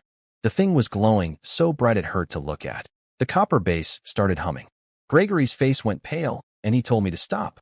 He didn't say a word after. Just stared at the ball for a very long time. Then told me to follow him, straight to Alina's room. He whispered something in her ear. I only caught 3 words: crystal ball, all attributes, and overloaded. Alina's permanent bored with the universe expression actually cracked. She sent Gregory out and closed the door. Then she told me the truth about everything. Her magical talent was absurdly high. Magic Academy headmaster wanted her as a personal disciple. A cardinal called her a gift from God, but that talent made her a prize everyone wanted to claim. Cardinals wanting her to marry their nephews. Nobles wanting her for their sons. Even the king sending proposals for his second prince. Her father was just a minor viscount who couldn't refuse any of them without making enemies. So he hid her out here in the middle of nowhere, hoping everyone would forget about her. But she knew it was only a matter of time before someone came knocking. That's why she wanted me. Not as a friend, as a shield. A nobody with no background that nobody would notice. She taught me magic so I'd survive long enough to be useful. But now it's different, she said. Because my test result wasn't just good. It was all attributes. Every single element. And the crystal ball didn't just max out, it overloaded. That ball was rated up to legendary tier. Grand mages don't overload it. I overloaded it. Meanwhile, inside my head, I was doing backflips. All 7 elements. In cultivation terms, that's a chaos constitution. The once in 10,000 years body type. Last life I trained for a decade and couldn't even sense spiritual energy. This life the heavens gave me a chaos body. Was heaven compensating me? I had to physically fight my face to stop grinning. Alina laid out 3 choices. Stay hidden here and slowly get strong. Risky if exposed. Join a major faction. 80% chance of assassination. Or go home and pretend nothing happened. Safe but pointless. I didn't hesitate. I picked none. Or rather, all of them. I'd stay here as my base, but I wasn't hiding forever, joining anyone, or going back to farming. I was going to build my own faction. Alina looked at me like I'd lost my mind. You just learned Fireball yesterday. A just learned Fireball all attribute chaos body. I corrected her. She couldn't argue with that. I told her the deal. She becomes my faction's chief mage, or vice sect leader, grand elder, whatever title she liked. Anyone who wanted to touch her would have to go through me first. And I didn't just know combat. I knew how to turn nobodies into monsters on 0 budget. I'd done it to myself in a previous life. She stared at me for a long time. In those gray-blue eyes I could see doubt, confusion, shock, and buried underneath all of it, so deep she probably didn't even know it was there, the tiniest spark of hope. I had her. Alina didn't answer my, join my faction, pitch right away. Just said, I'll think about it, and went back to normal. Me carrying breakfast, organizing bookshelves, being her personal entertainment system. But she kept watching me. And the next day, she tried to catch me daydreaming by claiming I'd shelved a book wrong. Classic bluff. I called her on it, and she admitted she just wanted to know what I was thinking about. Training, I said. Here? While you're supposed to be keeping me company, yes. I can do both. My brain's free while you're reading anyway. Might as well run magical circuits. This kicked off the most ridiculous negotiation of my 2 lives. She kept finding reasons I shouldn't train during her time. I kept proving there was literally no conflict. She asked when I sleep. I told her meditation replaces sleep. She looked at me like I was an alien species. Then she asked the real question, what if I told you to stay? I said I'd stay. No hesitation. She'd helped me first, taught me to read, gave me magic books, kept my secret. Debts get repaid. That's my rule. Who made that rule? I did. Inside, though, I was thinking in full strategic mode. Han Xian endured crawling between someone's legs. Gojian slept on firewood and tasted bile for years. Every great figure in history started by swallowing their pride. The hidden dragon bides its time doesn't mean the dragon is weak. It means the moment hasn't come yet. But outwardly, perfectly loyal face. Not a crack. She also made me promise not to wreck her house with my training. Apparently, she was worried about collapsing roofs, random fires, and mysterious glowing lights. I said it probably wouldn't happen. Probably, if you blow up my house, I'll plant you back in your village.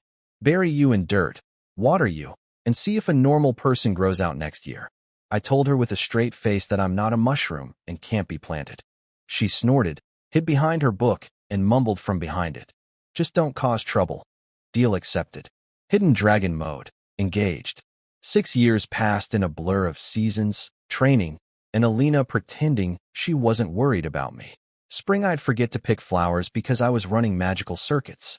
Summer she'd hold ice water, forget to give it to me, then splash it in my face when I asked for it for body tempering. Autumn I completed my first full heavenly cycle, and she somehow noticed something was different. I blamed the lighting. She didn't push it, but quietly ordered the kitchen to pile my plate with supplements. Winter we'd sit by the fireplace, her reading, me meditating. She once gave me half her blanket thinking I was asleep. I said, I'm meditating. She snatched it back. 3 wooden training dummies were destroyed during my tenure. She grew from a little girl into a young woman. I grew from a scrawny kid into a tall, scrawny adult. She called me a bamboo pole. I said bamboo poles have low centers of gravity and don't fall over. She rolled her eyes. By year 5, I'd started venturing out across the Viscounty, fighting monsters, saving people, and picking up disciples along the way. Founded a sect called Wind Spirit Moon Shadow. Only 5 members, but maintaining even a tiny sect cost more than feeding a family. Protective formations, equipment, daily expenses. Being a sect master was basically being broke with extra steps. Year 6, I hit a turning point. A goblin horde wiped out 3 villages. I arrived to find the last one still burning, charred bodies everywhere.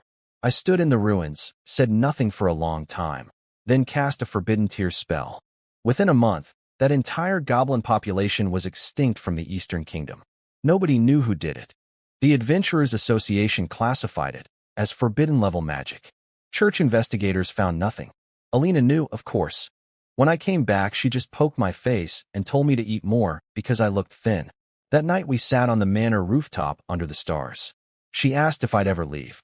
I said I'd always come back, because she still owed me an answer. 6 years ago, she said, I'll think about it, when I asked her to join my faction. Still hadn't responded. She laughed softly in the moonlight. I haven't decided yet. Take your time. Breakthroughs require patience. Forcing them causes deviation. Can you stop relating everything to cultivation? No.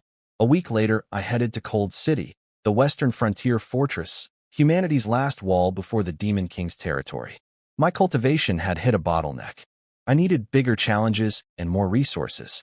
Also, I was completely broke from running the sect. I registered at the Adventurers Association under the fake name, Li Feiyu. The receptionist, tired blonde girl who'd clearly dealt with too many idiots today, asked me to prove I was a mage. No chant, no staff, no gestures. I just thought about fire. A near-white flame with gold edges materialized in my palm. Perfectly still, perfectly silent, compressed to an insane density. The receptionist had worked there 5 years and seen every kind of spell casting, chanting, waving staffs, drawing symbols, even one guy who apparently danced. She'd never seen someone just think a spell into existence with 0 magical fluctuation. She handed me an F-rank adventurer plate without further questions. I wrote, none, under past combat achievements, because officially I didn't exist. I pocketed the bronze tag and hung around the lobby. Then a commotion erupted at the entrance. They're here. The Heroes Party has arrived. The Heroes Party walked into the Adventurers Association, and the whole room split open like Moses parting the sea. I leaned against the wall and did what any self-respecting reincarnated cultivator would do. Silently judged every single one of them. 5 people, 5 colors, textbook protagonist squad. Golden-haired pretty boy with a holy sword at his hip. That was Alexander, the hero. Fortune-blessed face, spiritual energy practically leaking off his blade. That sword wasn't even a real weapon. It was solidified faith. Millions of people believing in the hero and victory, all compressed into one glowing piece of metal. It didn't cut flesh. It cut darkness itself. Terrifying concept, honestly. Red-haired fire mage. Single fire attribute spiritual root, purity higher than mine. But still using the clunky 3D model casting method. Too slow. Elf archer, wind attribute, divine sense sharp enough to detect a fly blinking. In cultivation terms, A, divine marksman, most annoying type to fight. Dwarf warrior, earth attribute, body like an iron tower. But short and stocky meant low center of gravity, limited footwork. I could topple him in 3 moves. White-robed priestess, some kind of holy light. That wasn't exactly spiritual energy. More like faith-powered force. Hadn't figured that one out yet. Needed more observation. Standard hero party composition. Classic. But classic meant one fatal weakness. Everything depended on the hero. He goes down, the whole team collapses. Alexander drew the holy sword, and the entire hall lit up. The crowd went absolutely berserk. Cheering, clapping, people jumping on tables waving drinks despite the no-alcohol policy. An old adventurer teared up. A big guy with a shield offered to sub in if things got tough. Some girl screamed, "You have to win," loud enough to shatter glass. Alexander stood in the center of it all, smiled that blessed by heaven smile, and said 3 words, "We'll win." Everyone believed him. I stayed against my wall, arms crossed, face blank, brain churning. His path was external, powered by other people's faith and the world's destiny. My path was internal, powered by my own body, my own mind, my own will. Neither better nor worse. Just different roads. But I couldn't help wondering, if my Tao heart ever clashed with that sword's concentrated faith of millions, would I hold? No answer yet. But that's partly why I came to the Western frontier. The hero said, "We'll win," and the whole hall erupted. Meanwhile, I'm standing in the corner thinking, classic flag. In every web novel I've ever read, 9 out of 10 people who say, "We'll win," end up losing. The 10th one gets bailed out by teammates. Alexander noticed me for exactly 1 second as he scanned the room. Impressive instincts, destiny's chosen, intuition is no joke. Pure heart, sharp senses, solid foundation. Honestly, great cultivation material. Shame he picked the wrong method. Then he came over and hit me with, "Have we met before?" The most cliché pickup line in 2 worlds. I told him no, first time in Cold City. He accepted that and sat down with his squad. The elf archer, Legolas, lingered on me the longest. I could feel his divine sense scanning me like a metal detector. Elven perception really is something else. I pretended to be very interested in the F-rank job board. Find a cat, walk a dog, babysit. Riveting career options for a guy who wiped out an entire goblin species last month. After they finished reviewing intel about the Demon King's army pushing east, Alexander came back to me specifically. Warned me the Western frontier was dangerous for solo adventurers. I evaluated his eyes. Not testing me. Genuinely worried about a random stranger. This kid's heart was actually pure. Got it, I said. Then my mouth moved before my brain and I added, "Stay safe too, Taoist friend." His face went blank. Tao. Friend. My face also went blank. Internal panic. It's village dialect. I recovered smoothly. Means friend. He bought it. Even said my village had interesting slang. We exchanged names. I gave him my fake one, Li Feiyu, and he offered help if I ever needed it. After he walked back, the elf told the group I wasn't normal. Said my breathing hadn't changed frequency once in 15 minutes, and my stance against the wall kept perfect symmetrical weight distribution the entire time. Alexander's conclusion, as long as he's not an enemy, doesn't matter. Fair enough. I wasn't his enemy. Not yet, anyway. Probably not ever. But in 2 lifetimes of experience, probably, has never been a guarantee. After leaving the association, I stopped in a dark alley and said, "Come out," without turning around. The elf archer Legolas stepped from the shadows. He'd been tailing me since the door. "You knew I was following? Your footsteps are silent. Your breathing isn't." First time I saw that elf almost smile. Looked exactly like my emotionless second disciple Ophelia back at the sect. Confirmed my theory. All elves are born with resting dead face. He asked what I really was. I told him I was a cultivator, then quickly translated it as village dialect for someone who trains body and mind. He asked about my breathing technique.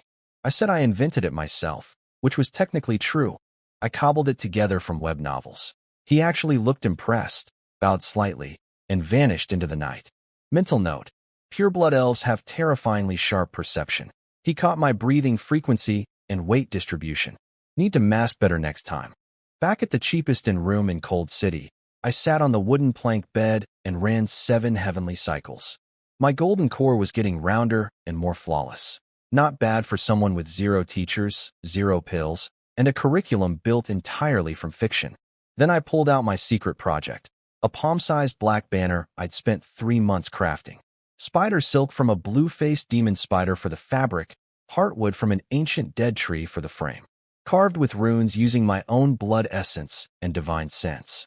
In web novels, this thing is called a 10,000-soul banner. Ultimate demonic artifact, devours souls, blots out the sun, makes righteous cultivators want to kill you on sight. Terrible branding. I renamed it the Human Emperor banner. Same tool, completely different marketing. 10,000 souls, screams villain. Human Emperor, screams protagonist. And since I'd been telling my 5 disciples that Wind Spirit Moon Shadow sect was a prestigious hidden orthodox sect with ancient heritage, walking around with something called a soul-devouring death flag would really undermine the narrative. Problem was, the banner was still an empty shell. Had the skeleton, the meridians, the runes, but no souls to power it. Like a body without a spirit. So at midnight, I slipped out of the inn, jumped the 20-yard city wall in one breath. Guards noticed nothing, and headed into the darkness toward the ash forest. Time to go shopping for souls.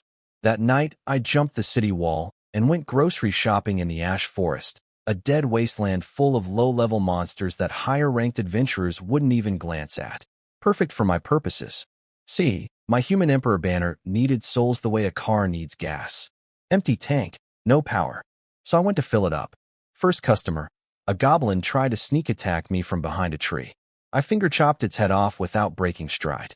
The banner unfolded by itself, absolutely thrilled, and slurped up the soul like a kid with a juice box. 1. Then it became a conveyor belt. Goblins, kobolds, giant spiders, mutant wolves, undead, the forest's entire night shift came out to play. I walked through them at a comfortable pace, hands alternating strikes, white flashes popping in the darkness like silent lightning. Every scream ended with a bone crack. The banner barely had time to close between feedings. Green light patterns spread across its surface like liquid jade, pulsing with its own heartbeat. Halfway through, I sat down and checked inventory. 137 souls were thrashing around inside, screaming in unison, goblin shrieks, wolf howls, orc roars, all at once. Enough psychic noise to shatter a C-rank adventurer's mind. I found it mildly annoying. Gave my divine sense a little shake and told them, listen up. Being absorbed into my Human Emperor banner is the greatest fortune of your miserable lives. Don't be ungrateful. Accept the blessing. They all shut up instantly. Kept hunting. 200. 300. 400. By dawn I walked out of the forest looking cleaner than when I went in. The gate guards stared at me, then at the forest behind me, opened their mouths, looked at my face, and decided not to ask questions. Smart guards. Back at the inn, I checked final count. 431 souls, all subdued by the banner's runes, converted into obedient energy packets floating quietly inside. The banner's surface glowed with stable green patterns, pulsing like an ancient heartbeat. I folded it up, sat on the bed, and began channeling the refined soul energy into my body, warm spring water flowing through long dry riverbeds. One night, 431 souls. Not bad for a shopping trip. No rush. The road is long. After clearing out most of the ash forest overnight, I headed south to farm slime souls instead. Weak as dirt, but a soul's a soul. The Human Emperor banner doesn't care about quality when you're filling it in bulk. I left the forest monsters partially alive on purpose, by the way. Web novel wisdom. Never clean out a hunting ground completely. Low-level adventurers need somewhere to train. You break the ecosystem, karma comes back around. The Tao leaves one thread of life for all things, except goblins. Goblins get exterminated. No exceptions. On the way to the slime fields, I stumbled across an old man with a copper rank mage badge teaching a little girl about monsters. He was doing the whole wise mentor routine, poking a slime with his staff, explaining how only magic can defeat them, in this deep, dramatic voice. The girl was eating it up, eyes sparkling like he was Merlin himself. I minded my own business and started harvesting slime souls. They were so pathetically weak that my magical pressure alone shattered them before I even touched them. The banner was happily vibrating at my hip, gulping souls like popcorn. Then I heard a scream. The old man and the girl had gotten surrounded by 50-plus slimes, including a nasty purple mutant the size of a horse that dripped acid strong enough to melt metal. The old man tried to cast a fireball. His staff hiccuped a feeble light and did nothing. He tried again. Nothing. Third attempt produced a wobbly fireball that fizzled out 3 feet short of the nearest slime. Then, and I cannot stress this enough, the old fraud shoved the little girl aside and ran. Didn't look back once. Left a child standing alone in a ring of acid-dripping monsters. She didn't even cry, just stood there with her fists clenched, watching him disappear. I walked over, asked casually if anyone wanted these slimes since they seemed unclaimed, reached out my hand, and squeezed. Every single slime froze in place. Acid droplets suspended in midair like purple jewels. Then they all shattered silently into nothing. No mess, no noise, no leftovers. Just gone. The banner collected every soul, including the mutants, which glowed like a little star inside. I turned to leave. The girl thanked me. Then she asked why the old man ran. Because he was scared. But he said mages are the strongest. He's not a mage. He's a fraud in a mage's robe. She started crying and asked if she could ever trust anyone again. I started walking away. Not my problem, not my business. I'm here to collect souls, not adopt orphans. But then my divine sense swept over her out of habit. And I stopped. Something about that little girl's energy signature was wrong. My divine sense doesn't lie. Her presence was way too dense for a human child. Like a compressed sponge pretending to be a cotton ball. So I walked back, crouched down, looked at her perfect porcelain skin, way too flawless for a kid in patched-up clothes, and said flatly, "I can't believe I didn't immediately realize you weren't human." She tried the innocent act. "Big brother, what do you mean? I don't understand." I punched her in the stomach. 1% power. She flew like a kicked soccer ball, bounced twice across the grass, and landed in a scorched crater. Then her disguise melted away. Braids unraveled into silver-white hair. Peasant dress split open to reveal a purple gown with silver trim. Childish face reshaping into something between teenager and young woman. Pale purple eyes like washed-out amethyst. A demon. She got up, brushed grass off her skirt like this happened regularly, and asked how I'd seen through her disguise ring. "It hides your demonic aura fine. But your existence is too heavy. External tools can't fix that." She looked confused. I punched her again, harder this time, mostly to test her durability and break that ring so she couldn't hide again mid-conversation. She smashed into a dead tree hard enough to crack the trunk. She started crying. I surrendered. "Why did you hit me again?" "Insurance against lying. Turns out she's Lilith, daughter of the previous demon king. Her uncle killed her father, took the throne, and has been hunting her for months. She fled across the entire continent, from the demon realm through the western frontier to the frozen north. Do you know what long-distance travel does to a 30-year-old demon maiden's skin? Then back south because it was too cold. Her combat abilities were basically zero. She could shape-shift, racial talent from her nightmare clan mother, but only into smaller forms, cast a stealth spell, and use an illumination spell that, frequently, doesn't light up. That's it. Her father's guards were wiped out. She'd been running and hiding for half a year, alternating between fascination and terror at human civilization. She'd approached that fake mage hoping to learn basic human knowledge, not realizing he was a fraud who couldn't even kill a slime. I asked if she'd ever harmed humans. She snapped to attention like a suspect in a police lineup. "Not one. I haven't even killed a chicken. I spent my whole life reading, painting, and learning etiquette." I told her to follow me to Cold City. She went white. "The hero is there. With the holy sword. One swing, and I'm dead." "He won't." "How do you know?" "I know him." She went through about 6 emotions in 3 seconds, then sighed with the resignation of someone who'd run out of options. "Fine. Worst case I get sword. But can I borrow a cloak?" Walking and dressed like demon royalty is basically a self-arrest. I pulled a cloak from my spatial storage. She caught it, stared at my bare hands. No storage ring, no bag, nowhere a cloak could have come from, and wisely chose not to ask questions. Probably afraid I'd punch the curiosity out of her. She introduced herself as Lilith and asked my name. I gave her my fake one. Li Feiyu? Weird name. What are we doing in Cold City? Business. What business? None of yours. She trotted after me, muttering. Great. No rights, no information, not even a warning before getting punched. This world is so unfair to demon girls. We walked toward the city gates as the sun went down. One reincarnated cultivator and one homeless demon princess. My life was getting increasingly ridiculous.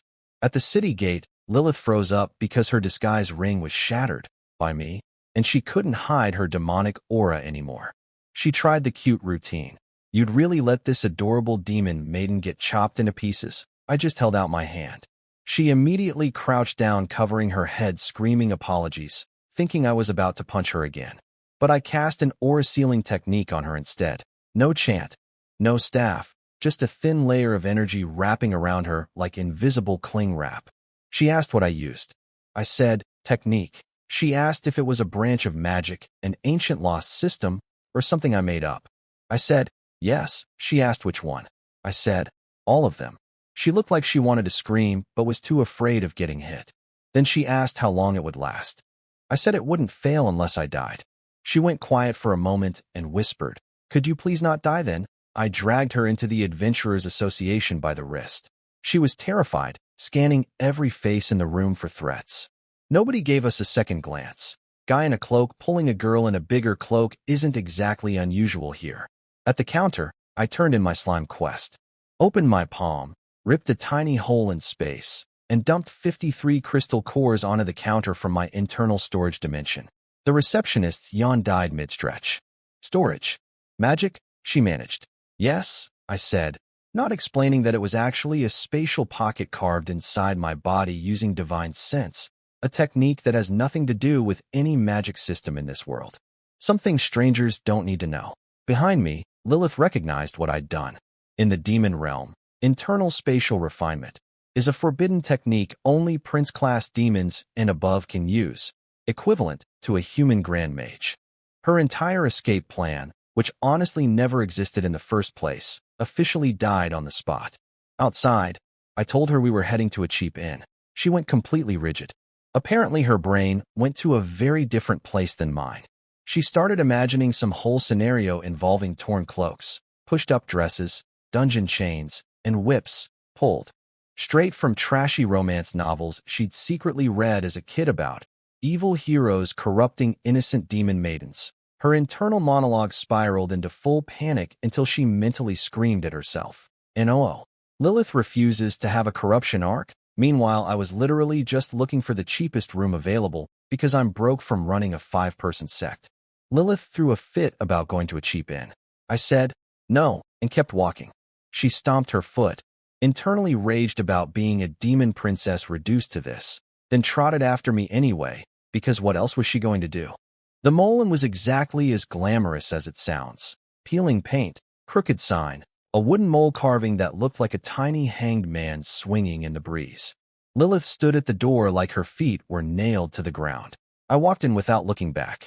She followed. One bed, one wardrobe, oil lamp, gray sheets with mysterious stains that looked like a water-damaged map. Peak accommodation. Then things got weird. She turned her back to me, dropped the cloak, and started unbuttoning her dress. Hands trembling, eyes closed, whispering, this is my first time. Please be gentle.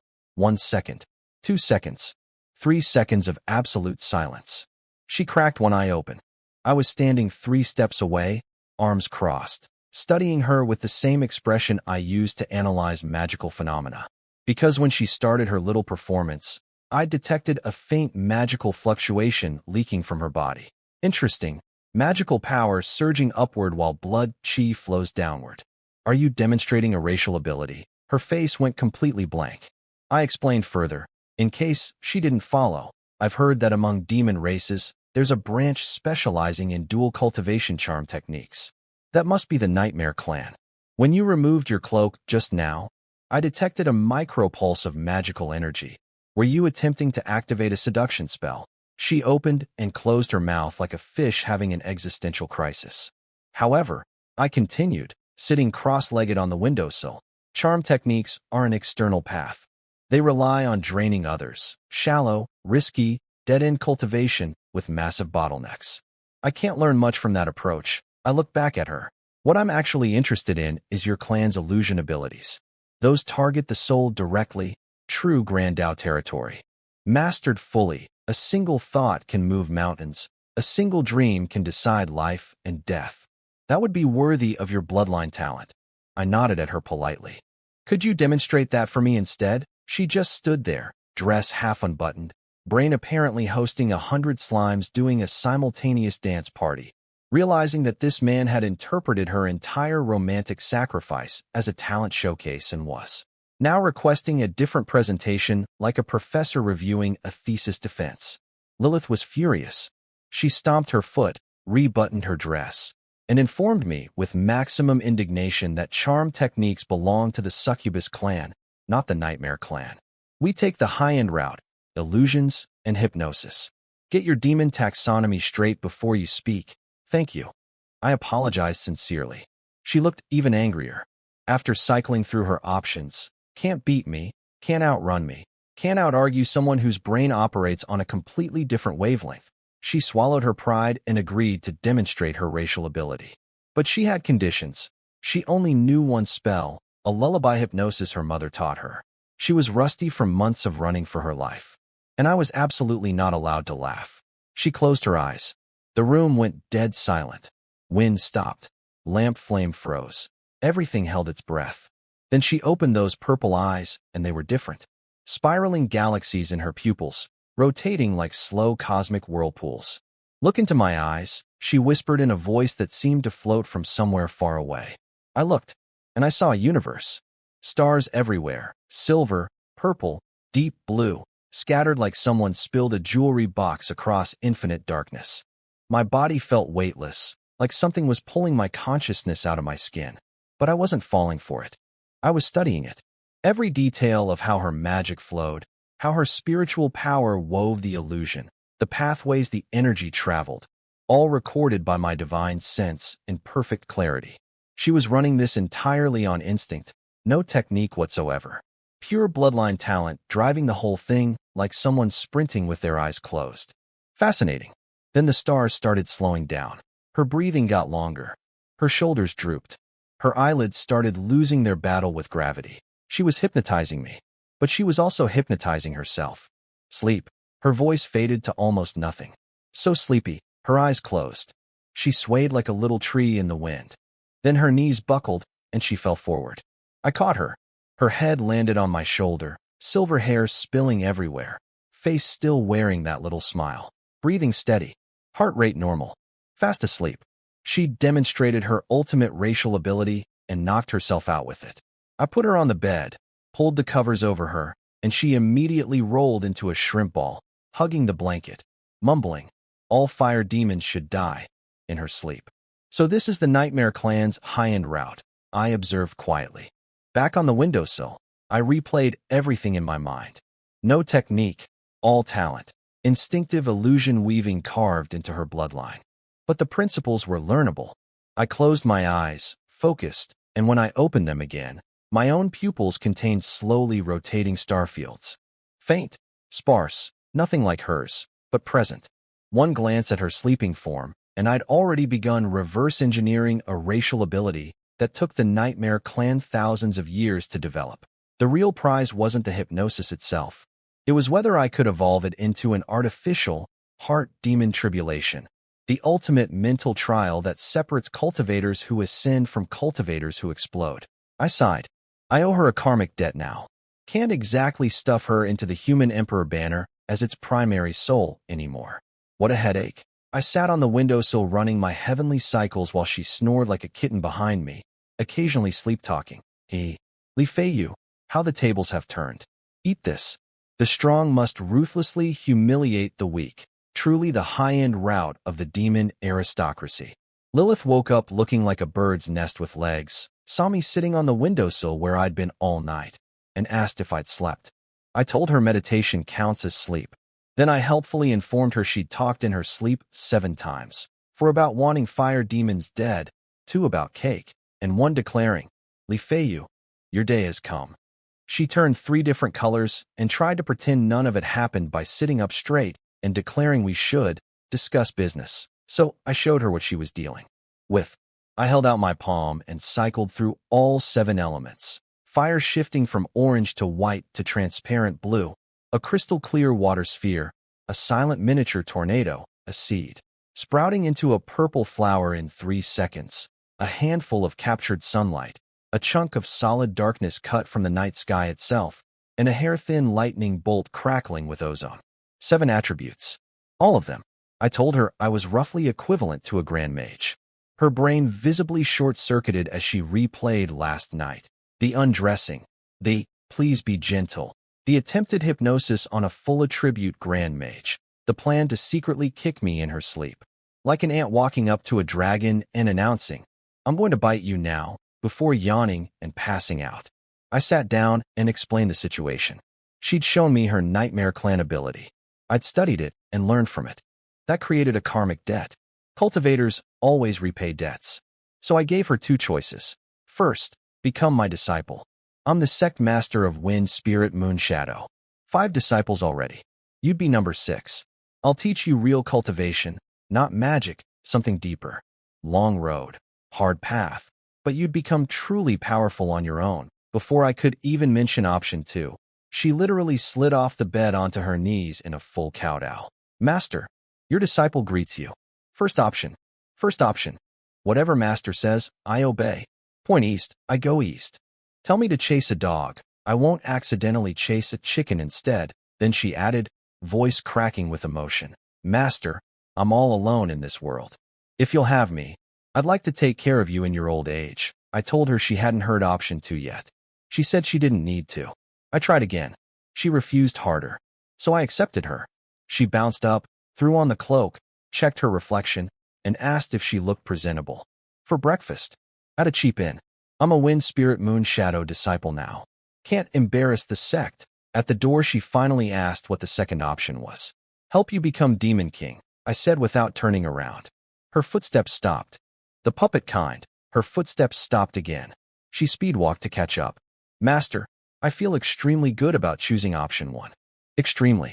Cannot stress this enough. Outside, morning light stretched our shadows long across the street. Mine straight as a sword, hers bouncing around like a rabbit on caffeine. Master, what are we eating? Whatever. Can I have cake? I haven't had any in forever. Sure. And tarts, and egg rolls, and pudding, and cream puffs. She caught herself, realized she was ruining her image, and backpedaled. Haha, just kidding. I'm very low maintenance. Just porridge is fine. Really, I told her not to hold back. She's my disciple now, which makes her family. As long as it doesn't interfere with cultivation, I'll provide what I can. This is also why I'm perpetually broke despite being one of the strongest people on this continent. All my money goes to feeding disciples. Wow, master. Then I also want macarons and sandwiches and, she trotted behind me, hood up, smile wide, rattling off pastry names like a freed prisoner ordering their last meal in reverse. Half a year of running. Finally over. Her new master was weird, cold, completely oblivious to romance, and possibly had anger management issues. But he wasn't going to hand her over to anyone, and he'd let her eat cake. For a homeless demon princess, that was enough. I took Lilith to the fanciest restaurant in Cold City for her first real meal in half a year. She'd been surviving on half-eaten garbage apples and stale bread that could kill a goblin on impact. She timidly ordered 1 small cake, voice barely above a whisper. I took the menu and told the waiter, 1 of everything. Lilith thought she misheard. The waiter thought he misheard. I dropped a bag of gold coins on the counter and repeated myself. The waiter's spine immediately bent into a question mark of servitude, and we got the best window seat in the house. What followed was the happiest and most traumatic meal of her life. Plate 1. Delicious. Plate 2. Incredible. Plate 3. Getting full. Plate 4. Master, can I take a break? Plate 5. My stomach is elbowing my brain. Plate 6. She became a mechanical chewing zombie whose soul floated to the ceiling and watched in horror. Meanwhile, I sat across from her drinking cold tea, not eating anything.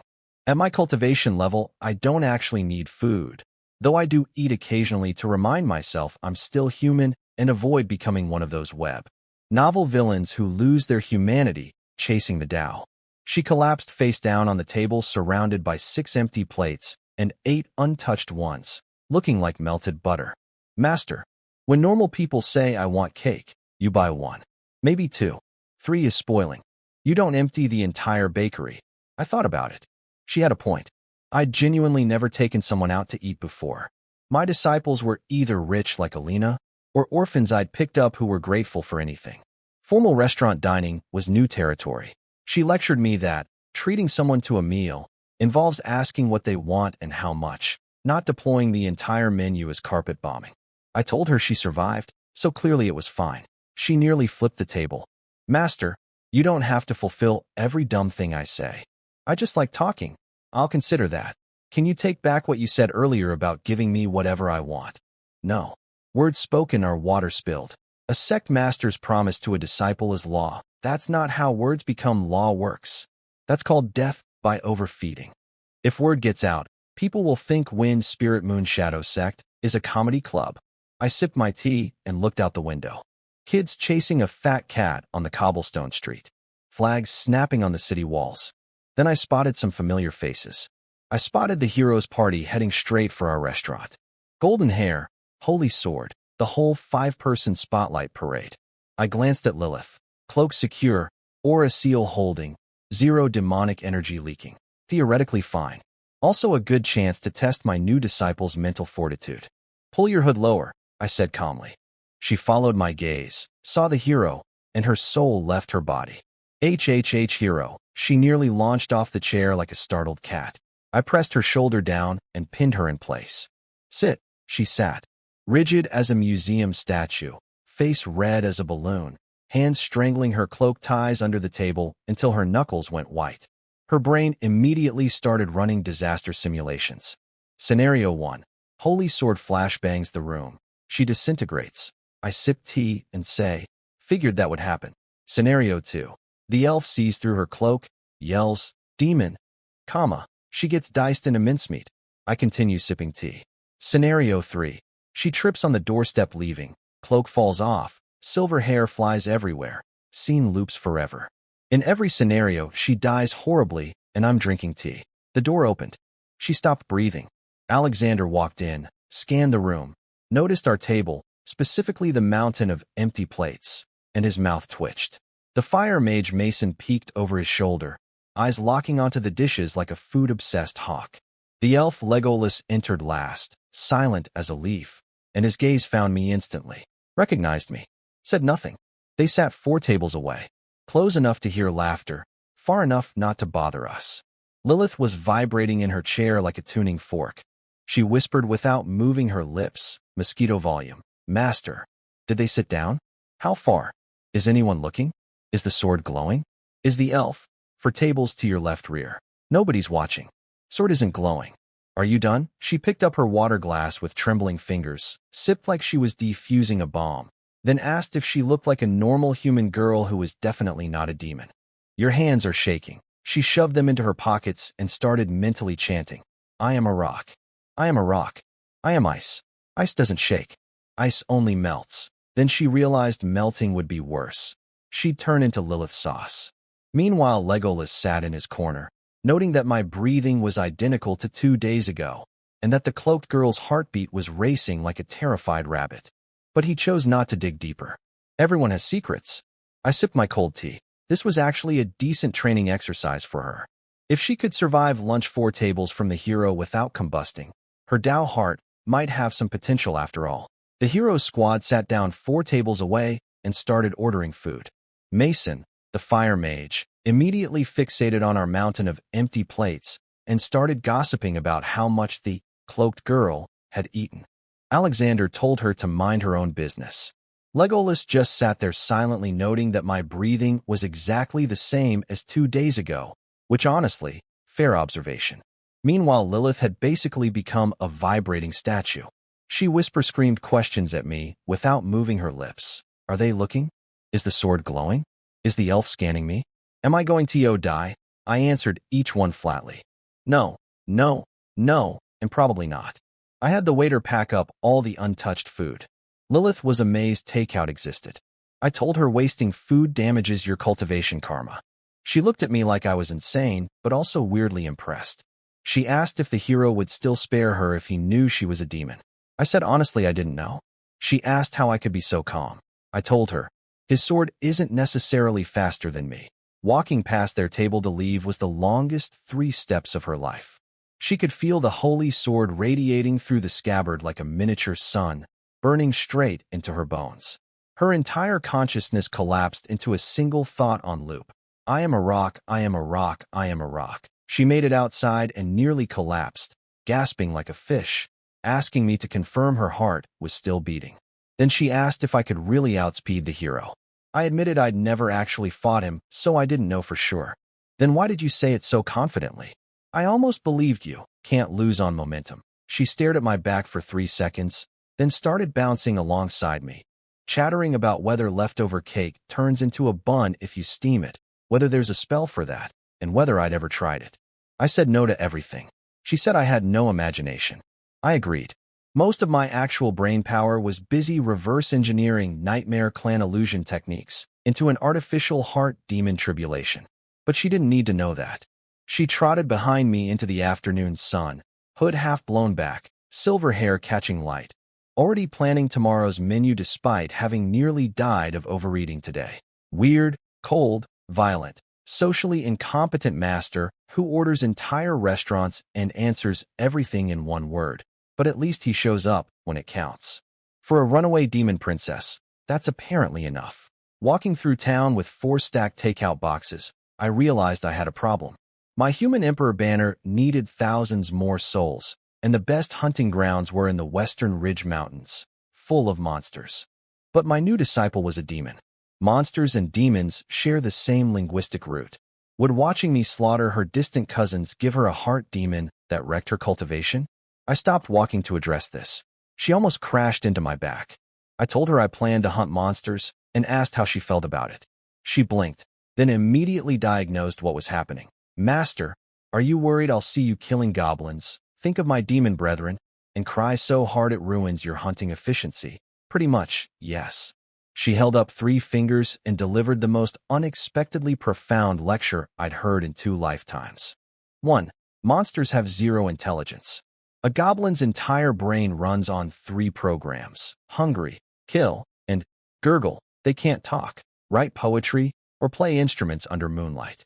2. Monsters can't make cake. A species that can't even bake a small cake. How is it different from a rock? Demons have pastry chefs, bakeries, 300-year-old recipes. Goblins can't even light a fire. 3. And here her voice got quiet. Her father once told her that demons and monsters are both creations of the demon god, but the relationship is like humans and animals. Would you call someone heartless for eating a chicken leg? So master, you kill your monsters, I eat my cake. We're both fine. Also, she added, she didn't even like monsters. They used to steal her garbage food when she was homeless.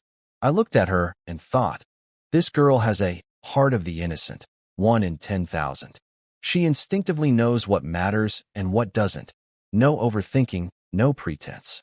Rare quality in any world.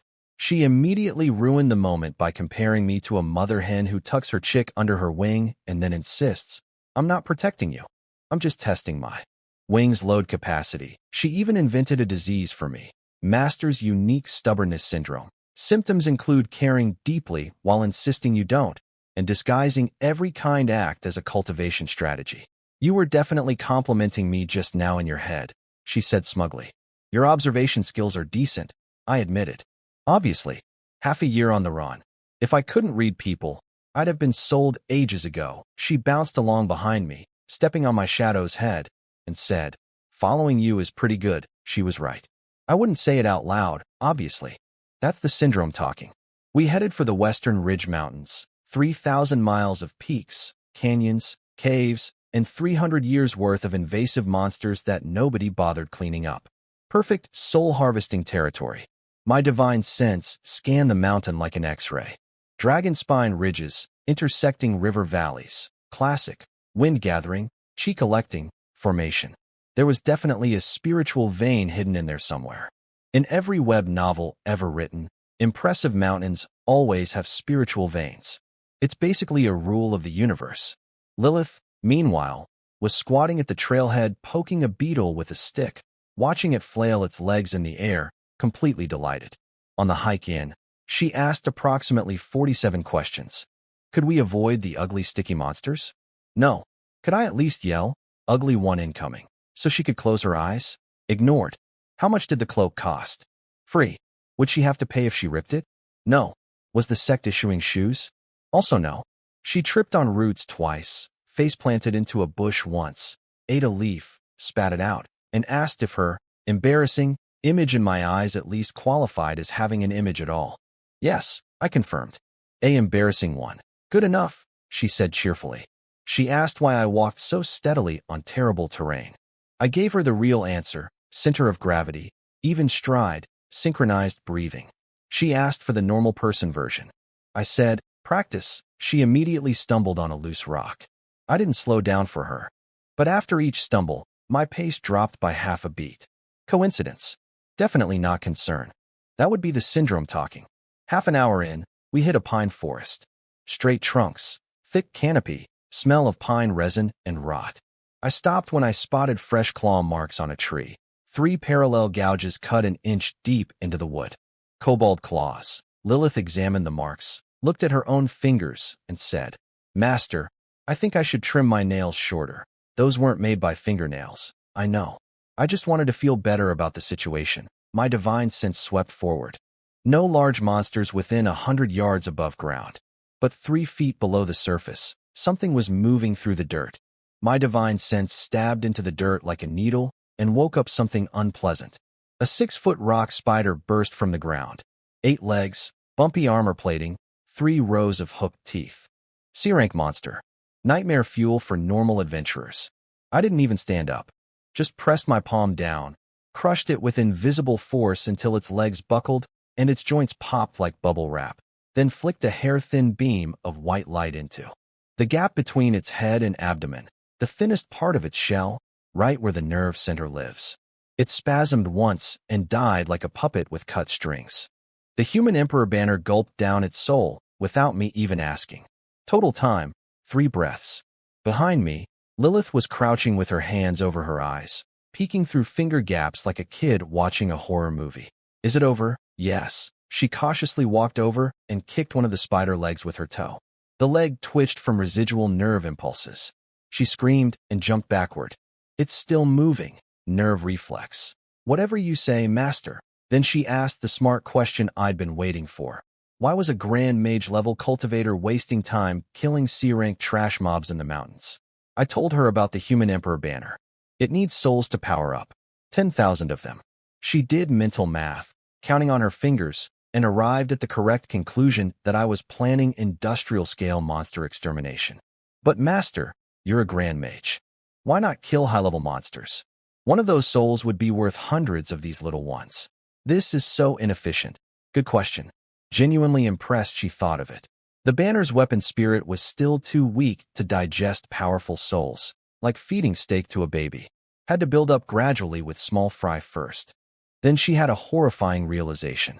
Wait, when you first found me, were you planning to turn me into the weapon spirit? I put on my most offended face. What nonsense, she relaxed, hand on chest, sighing with relief. Probably thinking her beauty and charm had saved her. With your current cultivation level, you'd only qualify as a secondary soul at best, I clarified helpfully. Once you get stronger, we can discuss upgrading you to weapon spirit. The relief evaporated from her face like water on a hot pan. 30 years in the demon realm. 30 years in the human world.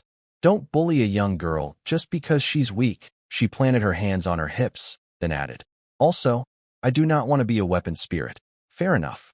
I wasn't actually going to do it anyway. She was my disciple now. But that quote of hers sounded suspiciously familiar. Time for a teaching moment. I asked her if she knew why villains in cultivation stories always get killed by protagonists. She shook her head. Because villains love to wait, I explained, walking deeper into the forest.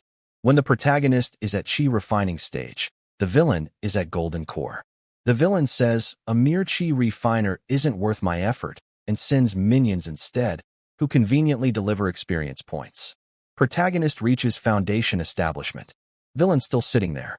Let him bounce around a few more days. Protagonist hits golden core. Now the villain finally moves. But by then the protagonist has trump cards, lucky encounters, and plot armor. Villain gets destroyed and dies screaming impossible. I could have killed you ages ago. I held a branch aside to let Lilith pass through. She got her hood snagged on a twig and flailed around detangling herself. So Master, you're saying you're playing the villain role? Wrong. I'm playing the protagonist who doesn't wait. The one who's decisive. When a threat appears, you crush it immediately. No monologues, no underestimating, no giving them room to grow. In a proper cultivation world, a golden core expert crossing realms to kill a talentless chi refiner who crossed his sect should be standard procedure. She processed this while stumbling over rocks behind me. I could practically hear the gears turning. In the demon realm, strong killing weak is normal, but no demon lord would personally squash goblins. Not out of kindness, but out of pride. A demon king crushing ants? The whole realm would laugh. But my logic was different. I don't live for face. I live for the Tao. Reputation is for other people. What matters is whether your Tao heart stays stable. So Master, she said, catching up excitedly, you're basically someone who carved caution into his bones. No matter how weak the opponent, you personally confirm they're dead. That's one way to put it. What happens if someone offends you? Kill them immediately. No second chances? None. She went quiet. I'm pretty sure she was mentally repeating, "Never offend Master," on loop. Then she noticed something. The human emperor banner was trembling at my hip, wisps of dark smoke curling off the surface. Not fire smoke, more like ink dropped into water, rising and dissolving into nothing. Master, your banner. Why is it smoking black? Lilith noticed the human emperor banner was leaking dark smoke. She asked about it. I told her calmly that it wasn't smoke. It was primordial chaos chi, the foundational energy from when heaven and earth first separated, the root of all creation, the source of the great Tao. It just happened to look exactly like chimney smoke. Master, she said, staring at the wispy black stuff curling off the banner with obvious skepticism. I haven't read many books, but I've seen plenty of treasures in the demon realm. Normal treasures glow gold, silver, rainbow light. Yours glows chimney. Are you sure the souls inside aren't running a furnace? I kept walking. You don't understand. The great Tao values simplicity. True primordial energy always looks unremarkable. Just like a golden core cultivator looks no different from a regular person. It also smells like burnt hair mixed with rotten leaves. I smelled it. My nose is excellent. Half a year of homelessness, I could identify what flavor a bakery 3 streets away was making. I chose not to engage further and picked up the pace. The forest got darker and denser. Ground went from gravel to rotting leaves to wet moss. Sunlight broke into scattered fragments through the canopy. The air started to stink, not normal forest rot, but something heavier, more metallic. Like something had died here a long time ago and never fully decomposed. Lilith covered her nose. Master, it reeks. I stopped. Ahead was a clearing, or what used to be one. Now it was waist-high blackened grass with curled edges. Scattered among the weeds were pale white bones. Human leg bones, broken at jagged angles, covered in teeth marks. 20 steps further, a cave entrance. Irregular oval shape, about 1 person tall, edges worn smooth from years of traffic. The ground around it was littered with more bones, mouse-sized, cow-sized, and unmistakably human finger bones and ribs, gleaming sickly white in the afternoon sun. From deep inside came a low, rhythmic, guh sound. I stood at the entrance and didn't rush in. I looked up at the sky, then down at the bones. The scraps of clothing looked like adventurer gear. Then I straightened my spine, put one hand behind my back, struck my best dramatic pose. Think Michael Jackson's power stance from a previous life, and addressed the cave. It was not I who brought ruin upon you. It was the raiding army from 300 years ago. Lilith stood 3 steps behind me, head tilted, wearing her signature, "My master is having another episode," expression. I continued my speech to the cave full of monsters that definitely couldn't understand human language. You were never supposed to be here. Never supposed to attack passing adventurers. 300 years ago, the demon army brought you to this land. You had no choice. Born here, raised here, died here, but this was never your home. I paused, shook my head solemnly. You are an invasive species. But the fault of invasive species doesn't lie with the species itself. It lies with whoever brought them. From behind me. Master, are you giving kobolds end-of-life counseling? Can they even understand you? No. Then are you doing this for your mental health? No. For yours. Mine? So you understand. I'm not killing them because I enjoy killing. I'm killing them because they shouldn't be here. She sort of nodded. Okay, master, carry on. I turned back to the cave. Today I send you on your way. If there's a next life, be reborn in the demon realm. That's where you belong. I extended my palm, fingers spread, and pushed gently. An almost invisible ripple expanded from my hand toward the cave mouth. The moment it touched the darkness, everything went silent. The guh sound stopped. Wind stopped. Leaves froze. Grass didn't sway. Even the air seemed to solidify. That silence lasted less than 1 second. Then came a rapid series of muffled PFF sounds from deep inside, like things popping in the dark, one after another, rolling outward like a drum roll bouncing off cave walls, getting closer and denser. Lilith stood on tiptoes trying to see inside. Nothing visible, but she could smell it. Thick, fresh, iron-tinged blood pouring out of the entrance mixed with dirt and something like gunpowder. Master, how many did that one palm kill? Didn't count. Roughly, 100-something. She looked down at her own hands. Pale, delicate, couldn't even climb a tree. Master, I want to learn that. Sure. Later, I stayed at the entrance while the banner did its work. It unfurled automatically, flapping in non-existent wind. Green soul light poured from the cave in streams. Dozens and dozens of glowing threads pulled into the black fabric like a luminous river flowing into a dark sea. Lilith could see the whole thing clearly. A river of green light flooding out of darkness into my banner. It lasted several minutes before thinning to a trickle, then just scattered wisps. The banner's runes flashed multiple times, each flash accompanied by a deep hum. The soul mark on the edge grew from a dot to the size of a rice grain. I frowned. Not enough. Efficiency is still too low, 100 plus, and it's not enough. How many souls does this thing need to be full? 10,000. Currently at 600. She did the math in her head, looked at the banner, and her expression shifted from curiosity to genuine awe. Are there more kobold nests in these mountains? Yes. Then let's keep going. We walked a few steps before she piped up again. Master, that speech you gave at the cave entrance, the "it wasn't me who harmed you" one. Are you going to do that every time you kill monsters? Depends on my mood. Could you at least switch up the script? Maybe something like, today I send you to paradise. May you be law-abiding citizens in your next life? I didn't respond, but I was considering it. Variety does keep the Tao heart fresh. After clearing 3 kobold nests and assorted trash mobs, bringing my soul count to about 900, Lilith was falling asleep on her feet. Half a year of survival instincts had programmed her body to shut down at sundown. She was doing that thing where you pretend you're totally awake by standing extra straight while your eyelids are basically on strike. She asked about sleeping arrangements. Some nice dry cave maybe. Nothing fancy, just no spiders, please. I said we were going back to the inn. She pointed out Cold City was dozens of miles away, and we'd be walking until dawn. So I tore open space with 2 fingers. Just a casual little rip in the fabric of reality. Blue light at the edges, absolute void in the middle, cold wind leaking out carrying the scent of nothingness. Standard stuff. Lilith's yawn froze mid-stretch. Her eyes went completely round, mouth still hanging open like a broken mailbox. You tore the sky open with your bare hands. Spatial rift. Leads to Cold City. Let's go. I stepped through. She stood outside having a 3-way argument between her brain, her instincts, and her bladder. Brain said follow master. Instinct said run. Even demon high priests don't mess with spatial rifts. Fear informed her she'd already lost control of certain bodily functions, just in solid form so nobody could tell. I called out, hurry up, from inside the void. She squeezed her eyes shut and dove in head first. She described the sensation later as being folded like a piece of paper, then stuffed into an envelope. It lasted about 1 second. Then she was standing in our in-room. Same bed, same wall, same window, same broken floorboard that squeaks when you step on it. Squeak, it confirmed.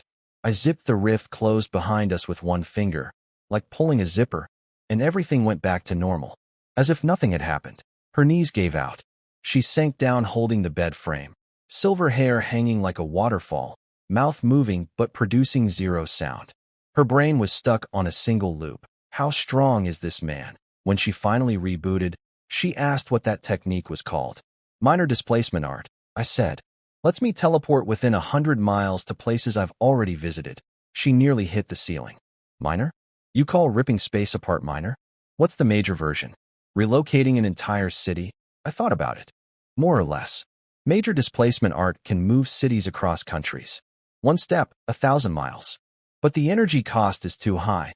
I can't sustain it long at my current level. She crouched on the floor, hugging her knees, staring up at me like a cat that just witnessed its owner defy physics. In the demon realm, she said slowly, spatial magic requires magic circles, magic crystals, multiple archmages chanting together until their mouths cramp, just to open a portal barely big enough to walk through. She made a tearing gesture in the air. You just went RIP and done. If humans could all do this, she realized, the demon race was truly and completely screwed. I corrected her, not magic. Cultivation technique. Different system entirely. She asked what cultivation actually was. I sat on the windowsill in the moonlight and gave her the short version. Cultivation means cultivating truth, refining body, refining divine sense, refining Tao heart. The goal is transcending mortality, achieving eternal life, controlling creation and destruction, toying with the universe itself. Magic is borrowing, taking power from heaven and earth. Cultivation is becoming, transforming yourself until you are the power. A mage scoops water from a river. A cultivator digs a well inside themselves. The deeper you dig, the more water you store. Eventually, you don't need the river anymore. You are the river. She asked if the spatial rip used my own internal energy. Yes, not borrowed from the world. Hear me. Her eyes got huge again. How much internal power do you need to rip open space? That's space, not paper. Golden Core Peak can barely manage a rift within 1 mile, I told her. Further than that requires external tools. She went quiet, doing mental comparisons. Her father, the Demon King, at full power, without forbidden spells, could destroy 1/3 of the Demon King's castle. But casually tearing space? She'd never seen it. Never even heard of anyone in the demon realm doing it. Master, be honest. What level are you really? Grand Mage? Or higher? I considered the question. In this world system, above Grand Mage is Holy Mage, above that is Demigod. I'm probably somewhere between Grand Mage and Holy Mage. Probably haven't fought this world's top fighters yet. Hard to be sure. She stood up, brushed non-existent dust off her dress, sat on the bed with perfect posture, and asked her, very important question, Master, did you take me as a disciple partly because I'm pretty? I looked at her with an expression that communicated absolutely nothing except, why are you wasting my time with this? She waited. Got no response. Coughed awkwardly. Fine, not that. Then what? My talent? My nightmare bloodline. Because I can help you with something? The real answer was complicated. Karmic debt, her illusion abilities, potential for heart demon tribulation research, and the fact that her heart of the innocent quality was genuinely rare. But most of my active brain power was still busy reverse engineering her racial techniques into artificial tribulations, so I just sat there in moonlit silence looking mysterious. Which, honestly, is the best response a sect master can give. When in doubt, say nothing and let the disciple fill in the blanks with something profound. Works every time. Lilith asked me why I really took her as a disciple. I'd been turning this over in my head, and the honest answer wasn't her talent or her bloodline or her looks. Because you asked me if you could ever trust anyone again. She went still. That fake mage abandoned you. The slimes nearly killed you. You stood there, fists clenched, and asked a stranger whether people were worth believing in. I didn't answer at the time. I looked at her from the windowsill, moonlight crawling up my chest. Now I'm answering. Yes, you can. Trust me. The room went so quiet I could hear the moon moving. Lilith sat on the bed with her head down, silver hair curtaining her face. Her shoulders were shaking, but she wasn't crying. She was doing that thing where you're trying very hard not to cry, which honestly takes more strength than just letting it happen. After a while, her muffled voice floated out. Master, you're so awkward. You're saying something genuinely emotional, but your face looks like you're explaining tax law. You're going to die single. Cultivators don't do conventional marriage. At most, we seek a Tao companion. That's even more awkward. You know what this is called in storybooks? It's called raising a flag. Characters who talk like this usually don't survive to the finale. That's other people's finale. I write my own. She lifted her head. Red eyes. She stared at the moonlit silhouette on the windowsill and seemed to arrive at some conclusion she hadn't expected. He really might make it to the finale. And the bonus chapters too. Then she negotiated teleportation terms. Apparently, the minor displacement art made her feel like she was folded into a piece of tofu. She wanted a countdown next time. Ready? 3, 2, 1. Situation so she could brace her heart. I agreed. Seemed reasonable. She pulled the covers over half her face, one purple eye peeking out. Good night, Master. Aren't you afraid I'll ambush you in your sleep? You're welcome to try. No thanks. I'm afraid you'll punch me across the room on reflex. Fair assessment. I closed my eyes and started cycling heavenly circuits. Meanwhile, and I only pieced this together later from various sources, the heroes' party was having a very different kind of evening. Upstairs in the Adventurers Association, behind thick oak doors that blocked out all the downstairs noise, Alexander and his team were hunched over a giant sheepskin map covered in red ink circles and arrows. The Demon King's vanguard army had pushed to within 120 miles west of the mountain range 3 days ago. Latest intelligence had them setting up camp and mobilizing for another push. Alexander's calculation: 5 days until they reached the Crossroads River Junction, the intersection of 3 trade routes. If the demons took that position, the supply line between the western frontier and the capital would be severed. The plan was surgical. The Church's Holy Knight Order would feign attack the western line to draw the demon army's main force. The kingdom's 3rd Legion would loop around from the north to cut off retreat. And while everyone was distracted, the heroes' party would punch through to the demon commanders and take their heads. Mason summarized it elegantly by making a throat-slitting gesture. The dwarf Bruno understood that version perfectly and laughed about finally getting to fight something.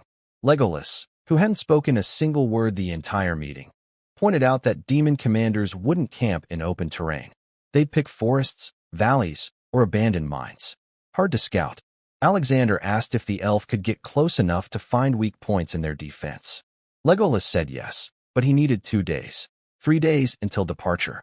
Alexander assigned roles like a conductor arranging an orchestra, Bruno on frontline breakthrough, Mason on ranged fire support, Anna on healing and holy suppression, himself and Legolas on the kill strike into the command corps. Everyone agreed. Candles flickered on golden hair. Blue eyes reflected twin flames. The hero's voice carried that natural magnetism that makes you believe things will work out even when the math says otherwise. Outside, the city's torches traced a fire dragon along the walls. Far to the west, demon campfires burned in the dark. 2 sets of flames staring at each other across hundreds of miles of nothing. I knew none of these specifics at the time, of course. I was sitting on a windowsill running cultivation cycles while a demon princess sleep-talked about cake 3 feet away from me. But I could feel it, a shift in the air. The western frontier had been tense since I arrived, but tonight the tension had teeth. Something was building. The kind of pressure that precedes either a breakthrough or a collapse. The hero was preparing for war. The Demon King's army was advancing. The church, the kingdom, the adventurers, everyone was positioning pieces on a board I hadn't been invited to play on. Not yet, anyway. I opened one eye and looked out the window at the distant wall fires. My human emperor banner still needed thousands more souls. My cultivation was stuck at Golden Core Peak, half a step from nascent soul. My sect had 5 disciples back east and 1 snoring demon princess in this room. My funds were nearly gone. And somewhere out there, forces were moving that could reshape this entire continent. Not my war, I told myself. Not yet. But the Tao has a way of making things your business whether you planned for it or not. I closed my eye and went back to cycling. From the bed, Master. The cake turned into a bun after all. Told you so. I chose not to respond. Checking out of the mole in was an experience. The room looked like a war zone. Sheets crumpled into origami. Blanket balled up in a corner, pillow on the floor covered in silver hair, 6 empty plates with fossilized cake residue on the table. The innkeeper asked if we'd thrown a party. I told her my disciple eats enthusiastically. Lilith shrank into her hood, so deep only her burning red ear tips were visible. She'd gotten hungry at midnight and snuck out of bed to eat leftover cake in the dark, then nearly had a heart attack when she noticed I was sitting there with my eyes open the whole time. I grabbed the deposit, handed the coins to Lilith, and then teleported us to the Western Ridge Mountains without warning. Again, she'd specifically asked for a countdown. I'd specifically agreed to give one. I specifically didn't. Her stomach relocated to her left shoulder and back. She opened her eyes, standing on forest floor instead of cobblestones, swaying like a drunk sailor, and politely requested, for the second time, that I please announce teleportation in advance. I said, okay, for real this time. She pointed out I said the exact same thing yesterday. Fair point. We pushed deeper into the mountains than yesterday's outer perimeter. About an hour in, I stopped. My divine sense had picked up something different from the usual monster signatures. Not monsters. Demons. 12 of them, 300 paces ahead in a mountain hollow. The strongest was around Foundation establishment level, high-rank mage, in local terms. The rest were chi refining nobodies. Lilith went rigid. Demons? Not monsters? Correct. You're sure? My divine sense doesn't make mistakes. She immediately assumed they were hunting her. I told her no, their formation was too organized for a search party. They were looking for something specific. My divine sense caught fragments of their conversation. Dragon bone, dragon aura, 300 miles east. These demons were tracking a dragon. Lilith looked at the mountain with fresh terror. There are dragons in here. Unknown. But they're looking for one. My brain instantly shifted into opportunity assessment mode. Dragons in cultivation lore are top-tier existences. Their bones, blood, and souls contain power that most cultivators would kill entire sects to obtain. If these demons found a living dragon, they'd serve as excellent scouts and cannon fodder. If they found ruins or remains, there might be treasures worth investigating. We follow them, I decided. Let them do the legwork. We swoop in after. Lilith stared at me for 3 full seconds, confirming I wasn't joking. Master, you, a human, are taking me, a fugitive demon princess, to stalk a demon squad, looking for a dragon. Do you see any problems with this plan? No, think harder, don't need to. She sighed the sigh of someone who has accepted that their master is fundamentally unhinged and there's no cure. She asked how we'd follow without being spotted. I told her my aura concealment technique covered everything within 100 yards. If I didn't want them to find us, they wouldn't. She crouched behind a pine tree, wrapped in her cloak with only her eyes showing, and whispered that I should lead the way. As we started tailing the demon squad through the forest, she asked the obvious question, Master, why do you want to find a dragon? I answered without turning around. I'd like to exchange parenting tips. 3 seconds of silence. Oh, that makes son. Wait. What? I kept walking. She scrambled after me, brain presumably melting. But honestly, it was a legitimate interest. I had 6 disciples now across my sect. Dragons are famously protective parents who raise their young for centuries.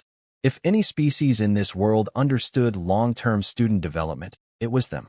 Also, a dragon soul would be worth roughly 5,000 regular monster souls for the human emperor banner. But I kept that part to myself. Some things disciples don't need to know until the appropriate moment in their cultivation journey. Or ever, really. Lilith's brain short-circuited when I mentioned parenting tips. She assumed I had kids, then panicked about how that was possible without a partner. I cut her off before she could theorize something involving slime reproduction. 5 disciples. My 5th disciple hasn't hatched yet. Hatched? Yes. My 5th disciple is an egg. A dragon egg, specifically. I found it 3 years ago in a dead volcano near Viscount Pompey's territory, right after I broke through to the Purple Mansion stage. No dragon nest nearby, no dragon aura, no signs of anything. Just an egg sitting alone in a crater like someone forgot it there. I tried everything to help it hatch: spiritual energy nurturing, chi-gathering formations, magic crystal arrays. Nothing worked. It just sat there being an egg. But here's the thing. Every time I taught cultivation lectures to my other disciples, the egg responded. Faint spiritual fluctuations during key points. And once, when I was recounting ancient human legends and reached the line, I am the heavenly emperor, and I shall suppress all enemies, the entire egg literally shook. Every disciple in the room saw it. So yes, the egg attends class.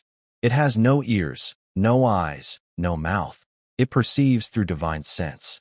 3 years of lectures absorbed through its shell. If that doesn't qualify as a student, I don't know what does. Lilith processed all of this while crouching on a fallen log, hugging her knees, wearing what I can only describe as a reconsidering all life choices expression. So your plan is to walk up to a dragon and say, "Hi, I have an egg that won't hatch. Any advice?" Correct. And the dragon will just help. If it's willing, I'll be polite. If it's not willing, I pause for effect. I also know some martial arts. She reminded me that I'd said, "You can't force the Tao." I told her that's a separate matter entirely. Seeking the Tao is seeking the Tao. Subduing a dragon is subduing a dragon. If a dragon stands between me and the answers I need, then the dragon becomes the problem, not the Tao. The Tao doesn't disappear just because a dragon refuses to talk about it. She stared at my back for a while and said, "Master, that's a dragon. Alive. Breathes fire. Flies. I'm aware. What if you can't beat it?" I glanced at her. She read the look correctly. "Are you joking? If I can't beat it, I'll deal with that then. But until I've tried, can't beat it doesn't exist." The egg conversation inevitably derailed into Lilith's real concern, food security. She wanted to know if the dragon, once hatched, would compete with her for cake. I told her dragons eat spiritual energy, not pastries. She relaxed, then immediately tensed up again. But what if it develops a taste for cake after hatching? Can I out-eat a dragon? You probably can't even crack its eggshell right now. Master, that's genuinely hurtful. It's the truth. I could practically see her imagining the scene. A glowing egg hovering over the dining table, cakes vanishing one by one through pure divine sense consumption. No mouth, no hands, just silent psychic eating. She shuddered. Somewhere during this conversation, I realized Lilith had correctly identified what I was really after. The egg was important, sure, but the deeper reason I wanted to find a dragon was knowledge. Dragons live thousands of years. Their memories stretch back to eras this world has forgotten. They might know things about the origin of magic, the relationship between demons and humans, and most critically, the true nature of heaven's law in this world. Those answers could be the key to my breakthrough from golden core to nascent soul, and possibly the key to understanding whether this world's Tao is the same one I pursued in my previous life or something entirely different. Lilith figured this out on her own. Smart girl. She asked if the egg would resent me for potentially beating up its own species. I told her no. It listened to 3 years of Tao lectures. The Tao teaches cause and effect, root and branch. If it couldn't distinguish between purposeless violence and pursuing truth, then those 3 years were wasted. She went quiet after that, then asked, "Does the egg have ears?" No. Then how does it listen to lectures? Divine sense perception. So it doesn't need ears to learn. Does that mean after hatching it won't need a mouth to eat? Will it eat through divine sense? Will it steal my cake through telekinesis? I didn't answer. Some questions resolve themselves with time. She also asked about the other sect members. Who else was in Wind, Spirit, Moon, Shadow besides me, her, and the egg? That was a fair question. My sect currently consisted of me, sect master, golden core peak, chronic poverty, a first disciple I'd picked up in the Viscounty, a second disciple who was apparently an emotionless prodigy, a third and fourth I'd gathered during my adventures, the egg, fifth disciple, 3 years of attendance, 0 participation, and now Lilith, sixth disciple, demon princess, professional cake enthusiast. 6 disciples, 1 egg, 0 budget, a protective formation powered by discount magic crystals, and a sect name, Wind, Spirit, Moon, Shadow, that I'd chosen because it sounded prestigious and ancient, despite the sect being roughly 6 years old and headquartered in what was essentially a renovated cave. I briefly considered whether bringing a demon princess to potentially fight a dragon while stalking a demon squad counted as responsible sect management. Then I decided that in cultivation, fortune favors the bold, and kept walking. Behind me, Lilith was still muttering about egg-based cake theft. Lilith asked about my other disciples. Fair enough. She's part of the family now. Might as well know who she's living with. First disciple, Sherry. Found her on the roadside. She was wrestling a full-grown brown bear. Bare hands. She won. Lilith's face went through several stages of processing failure. She won. Against a bear, the bear ran. She chased it for 2 miles trying to become sworn siblings with it. I'm still not entirely sure what species Sherry is. Probably human, just with slightly above average strength. By slightly, I mean she can punch the main gate of Cold City clean off its hinges. Lilith looked at her own fist, squeezed it, released it, and silently resolved to stand very straight and say nothing when meeting her senior sister. Second disciple, Ophelia, half-elf, found her at the border of the elven court, lost in the forest for 3 days, crouching under a tree eating bark. Eating bark? Very elegantly, though. Every bite perfectly even. More refined than your hypnosis technique. She'd run away from home. Her father was elven nobility, her mother human, and the court wasn't kind to half-breeds. Her specialty is divination and prophecy. Extremely accurate. How accurate? Once she predicted it will rain tomorrow. It rained. Lilith waited for more. Nothing came. That's it. She said it in a desert. Lilith went quiet. She mentally added, ask second senior sister to predict lifetime cake consumption to her priority list, then caught herself losing ambition and expanded it to include tarts, macarons, creme brulee, lava cake, cream puffs, and donuts. Third disciple, Alice, daughter of the Eastern Grand Duke. My tone shifted slightly here. Certain memories are mildly unpleasant. She wasn't found. She found us.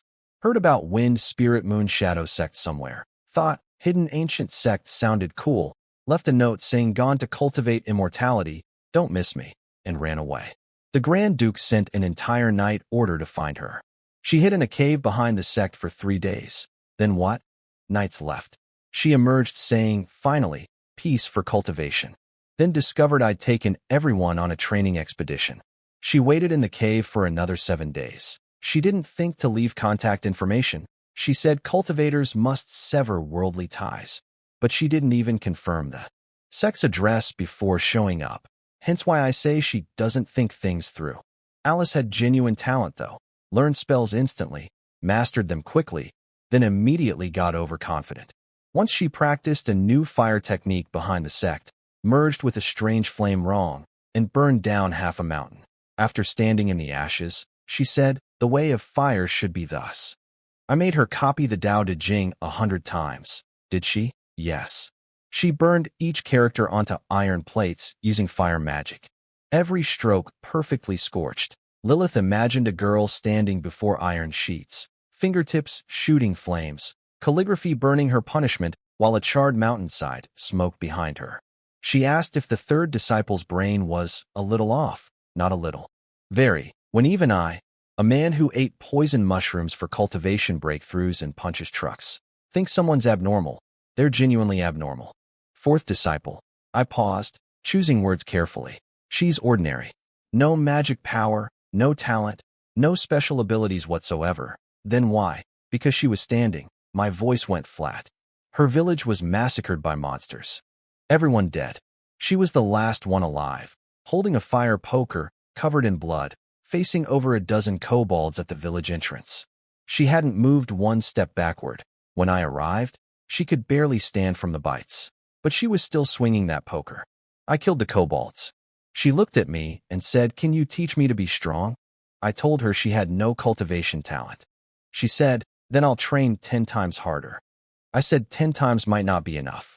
She said, then 100 times. So I took her in, partly because her setup was textbook protagonist origin story, and I wanted to experience being the mysterious elder who hands the hero their golden finger. But that part stays between me and the universe. Lilith's throat tightened.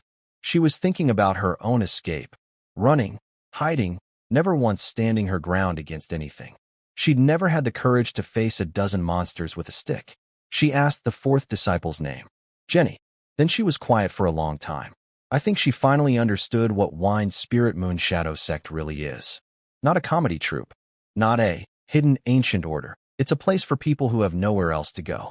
Doesn't matter if you're strong or weak, human or egg. If you're willing to stay, you can stay. She asked if she could meet them someday. I said yes. Once she learned proper aura concealment, so the first disciple's presence wouldn't knock her unconscious on sight.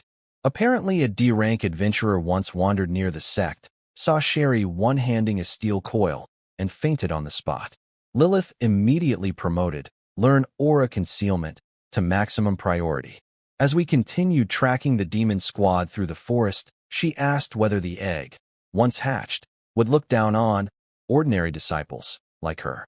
No, it was raised on the Tao, and the Tao doesn't discriminate. Then she asked me to pass along a message to the egg. Your senior sister is waiting for you to hatch, so she can take you out for cake. You're the junior sister, I corrected. Details. I don't want to be the lowest rank. Meanwhile, far to the west, events were accelerating beyond my awareness. In the 3rd Legion's command tent, General von Mack stood over a sand table covered in crystal pieces representing troop positions, reading Alexander's proposal for a surgical strike against the demon commanders instead of a frontal assault. The general set down the silver chess piece representing the hero's party, placed it in an unremarkable corner of the board, and spoke words that landed like cast iron on every officer present. I don't understand. War was coming. The hero was preparing his strike. The military was positioning forces. And I was deep in the mountains, stalking demons, hunting for a dragon, carrying a soul-eating banner, accompanied by a cake-obsessed demon princess, trying to figure out how to hatch an egg. Priorities. While Lilith and I were stalking demons through the mountains, the political situation out west was apparently imploding in spectacular fashion. I only learned the details later, but here's what happened. General von Mack, commander of the 3rd Legion, was having what I can only describe as a glory days meltdown in his command tent. He stood over a sand table covered in crystal chess pieces, launched into a dramatic monologue about ancient battles, and kept asking why everyone was talking about some general named Eric who got his entire army wiped out at a place called Ashen Valley 250 years ago. Then he announced that the upcoming battle was 100,000 versus 80,000. Advantage is OURS. Alexander burst into the tent uninvited, still dripping with night dew, and politely pointed out that the demon vanguard's 80,000 weren't a disorganized mob. They had proper command structure, siege equipment, and supply lines.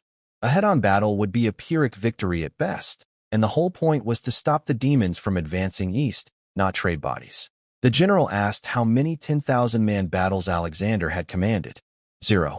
The general had commanded 7. Won 4, lost 3. The 3 losses?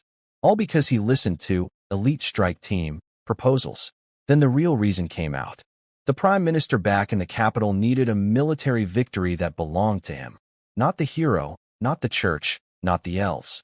If Alexander's surgical strike ended the war, the credit would go to everyone except the politicians.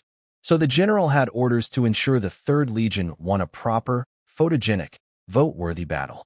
Alexander and his holy sword were welcome to exist, just not to finish things before the army got its moment. You win, it's your glory, the general said quietly. You lose, it's the military's incompetence. You'll never understand what it's like for us old men walking on thin ice in the capital. Alexander's eyes narrowed. He got the message. The general wasn't crazy, he was trapped. A puppet whose strings led all the way back to a prime minister counting votes. The young hero said he wouldn't interfere with the general's battle, but he also wouldn't let frontline soldiers die for nothing. Then he walked out. Mason, the fire mage, was furious. 100,000 versus 80,000? He counted the logistics workers and the wagon drivers. Actual combat troops are under 50,000. Alexander didn't argue. He just looked up at the North Star, the one they called the Hero's Star, half hidden behind clouds like a half-closed eye. Then he made his call. Plan unchanged. The general fights his battle, the hero's party fights theirs. Hopefully between the two approaches, unnecessary deaths could be minimized. Mason smiled at his back. Now that sounds like you. They walked into the darkness together. Behind them, in the command tent, the silver chess piece representing the hero's party sat alone on the sand table, surrounded by a sea of black pieces. A tiny star dropped into darkness, faint, but not yet extinguished. The general watched it and whispered, "Let's hope you're not the second Eric." Meanwhile, I was 1,000 miles from caring about any of this. We'd been tailing the demon squad for nearly a full day. Lilith was half asleep on her feet, dragging herself through underbrush, whining at increasingly creative frequencies. "Master, we've been following them all day. I'm so sleepy." I didn't respond, focusing on tracking. "Master, what if you drop the aura seal on me and I walk up to them and say, 'Hello, I am a lost demon princess. Please build me a luxury tent and bring me 2 small cakes. When I reclaim the demon throne, I'll make you a general.' How about that?" I thought about it for exactly 1 second. Then I nodded and snapped my fingers, releasing her concealment seal. She froze. Wait, you actually did it? Here's the thing. I'd been wanting to extract information from those demons via soul searching for hours. But with my disciple watching, I couldn't exactly walk up and rip their memories out through their eyeballs. Wind Spirit Moon Shadow Sect is a prestigious Orthodox sect. We have standards. We don't do dark arts in front of the junior members. But if Lilith walked out there on her own initiative, revealed herself, created a commotion, and the demons happened to attack her, and I happened to intervene, and during the intervention some souls happened to get searched, well, that would just be self-defense and information gathering during a combat situation. Completely justified. Nothing unorthodox about it whatsoever.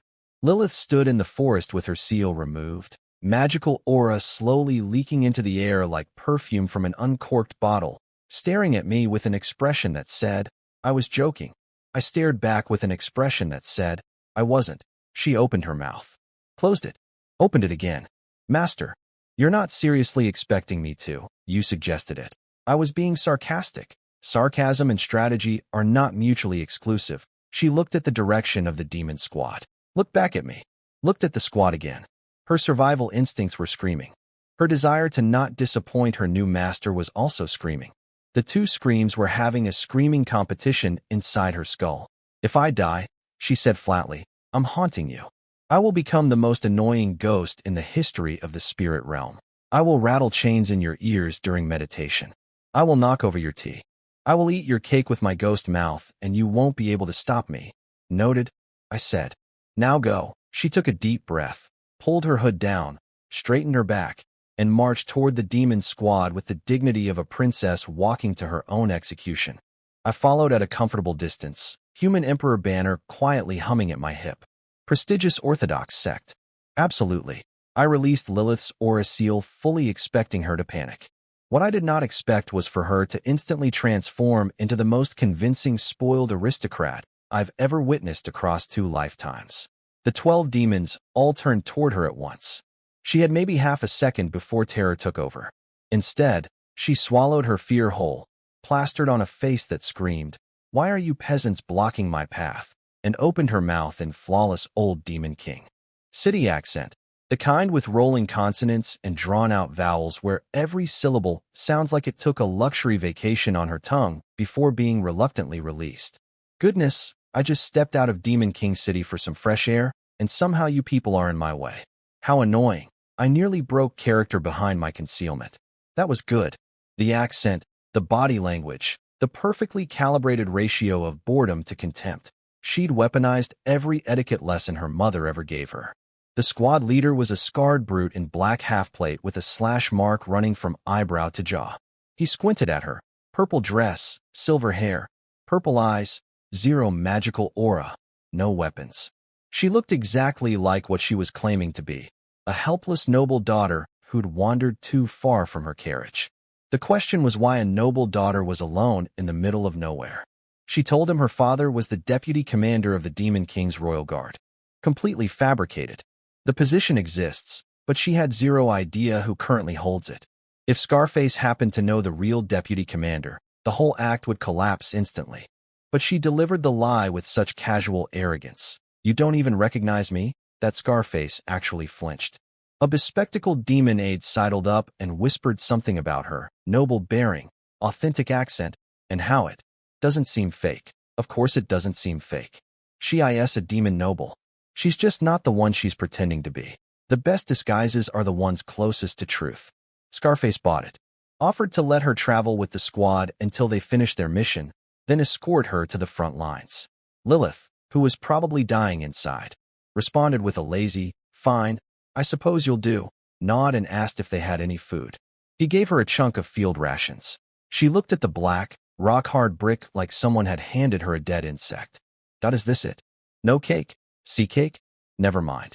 I'll have father send pastry chefs to the front. She bit into the ration with the expression of a princess chewing gravel and marched forward like she owned the forest. Inside, I knew she was screaming. But outside, flawless. The way she walked, light, entitled, not a single backward glance of uncertainty, was pure aristocratic programming. Half a year of running had taught her one survival skill better than any combat technique: how to pretend she wasn't terrified. I watched from concealment as she embedded herself in the demon squad, chatting about dragons with manufactured excitement, complaining about the terrain with practiced disdain, and occasionally glancing in my direction with eyes that silently shrieked, "Master, are you still there?" Scarface wasn't stupid, though. While his front half played gracious host, his back half was already dispatching someone to verify whether the Royal Guard's deputy commander actually had a daughter. Smart man. The scar on his face wasn't decorative. He'd survived enough battles to know that caution keeps you alive. But he also admitted to his aide that her accent and attitude were too authentic to fake. A noble daughter from Demon King City, even in ruin, carries that arrogance in her bones. You can't manufacture it. He was right. He just had the wrong noble daughter. I followed at a comfortable distance, completely invisible, watching my sixth disciple navigate a social minefield with nothing but wit, composure, and a childhood of court training. No combat ability, no cultivation, no weapons, just pure performance under pressure. In cultivation terms, this was a real-time Tao heart trial. Most disciples get tested through combat or meditation. Lilith was getting tested through improvised theater with a 12-demon audience, any one of whom could kill her with a sneeze. And she was passing. When she finally found a moment alone and whispered, "Master, are you there?" into the empty air, voice barely louder than a breath, I could hear the tremor underneath the bravery. I sent my response directly into her mind through divine sense. "I'm here." 2 words. But I made sure she could feel the weight behind them. The certainty, the proximity, the absolute guarantee that nothing in this forest was going to touch her while I existed. Her shoulders dropped half an inch. The grip on her ration loosened. She took another bite of that terrible brick and kept walking. Good disciple. Now I just needed these demons to lead us to the dragon, at which point I'd extract their intelligence via soul searching. Purely in self-defense, of course, should any unfortunate confrontation arise. Collect whatever souls and treasures the situation provided, have a polite conversation with the dragon about egg incubation, and possibly fight it if the conversation went poorly. Standard Tuesday in the cultivation world, really. Behind me, the human emperor banner hummed quietly at my hip. Ahead, my demon princess disciple was bonding with enemy soldiers over bad field rations while secretly terrified of everything. Wind Spirit Moon Shadow Sect. Prestigious, ancient, definitely not making this up as we go along. I sent a message into Lilith's mind. Good job. Better improvisation than your usual mouth suggests. She almost jumped for joy, but held character perfectly. Just chewed her rations slightly faster. From my hidden vantage point, she looked exactly like a hamster stuffing its cheeks. I also informed her that I'd already intercepted and hypnotized the scout Scarface, sent to verify her identity. The guy would return confirming everything. The Royal Guard Deputy Commander's only daughter, ran away from home, bad temper, loves sweets. Her chewing intensified dangerously. Through our mental link, I could feel her outrage. Why did you add bad temper and love sweets? Is that your objective assessment of me? She didn't dare say it out loud, though. Smart. Your current thoughts, I informed her. I can hear them. Her brain instantly wiped itself clean and replaced every thought with a detailed mental painting of cakes, tarts, macarons, and cream puffs. A full dessert still life. How about now? All sweets. Are you a pig? Master. I am currently playing a haughty noble lady. Could you please stop insulting me while I'm in character? Fair point. But she genuinely does eat a lot. The hypnotized scout returned on schedule, confirmed everything to Scarface. Name, Lily, age and appearance matching. Famously terrible personality, recently ran away from home. Scarface relaxed, bowed formally, apologized for any rudeness. Lilith barely acknowledged him with a lazy hum that radiated 3 generations of aristocratic indifference. Then she made her move, looked around at the damp forest, the crooked trees, a squirrel baring its teeth at her from a branch, and announced, "I refuse to sleep on the ground. Build me a tent, the luxurious kind. I'm going to bed. You people do whatever you want. Find the dragon tomorrow." Scarface opened his mouth to protest. They were on an urgent mission, but the mental math was simple. Noble daughter plus deputy commander's kid plus runaway plus bad temper equals 3 characters. Don't mess with. What are you standing around for? Lilith tilted her head, purple eyes glowing with implied consequences. Should I build it myself? Scarface turned to his soldiers. Set up a tent. Sir, we only have field tents, I said. Set up a tent. I watched from concealment as a dozen demon soldiers scrambled to assemble canvas, rope, and stakes into something resembling shelter, while my disciple stood nearby humming a tune and tapping her foot like a metronome of entitlement.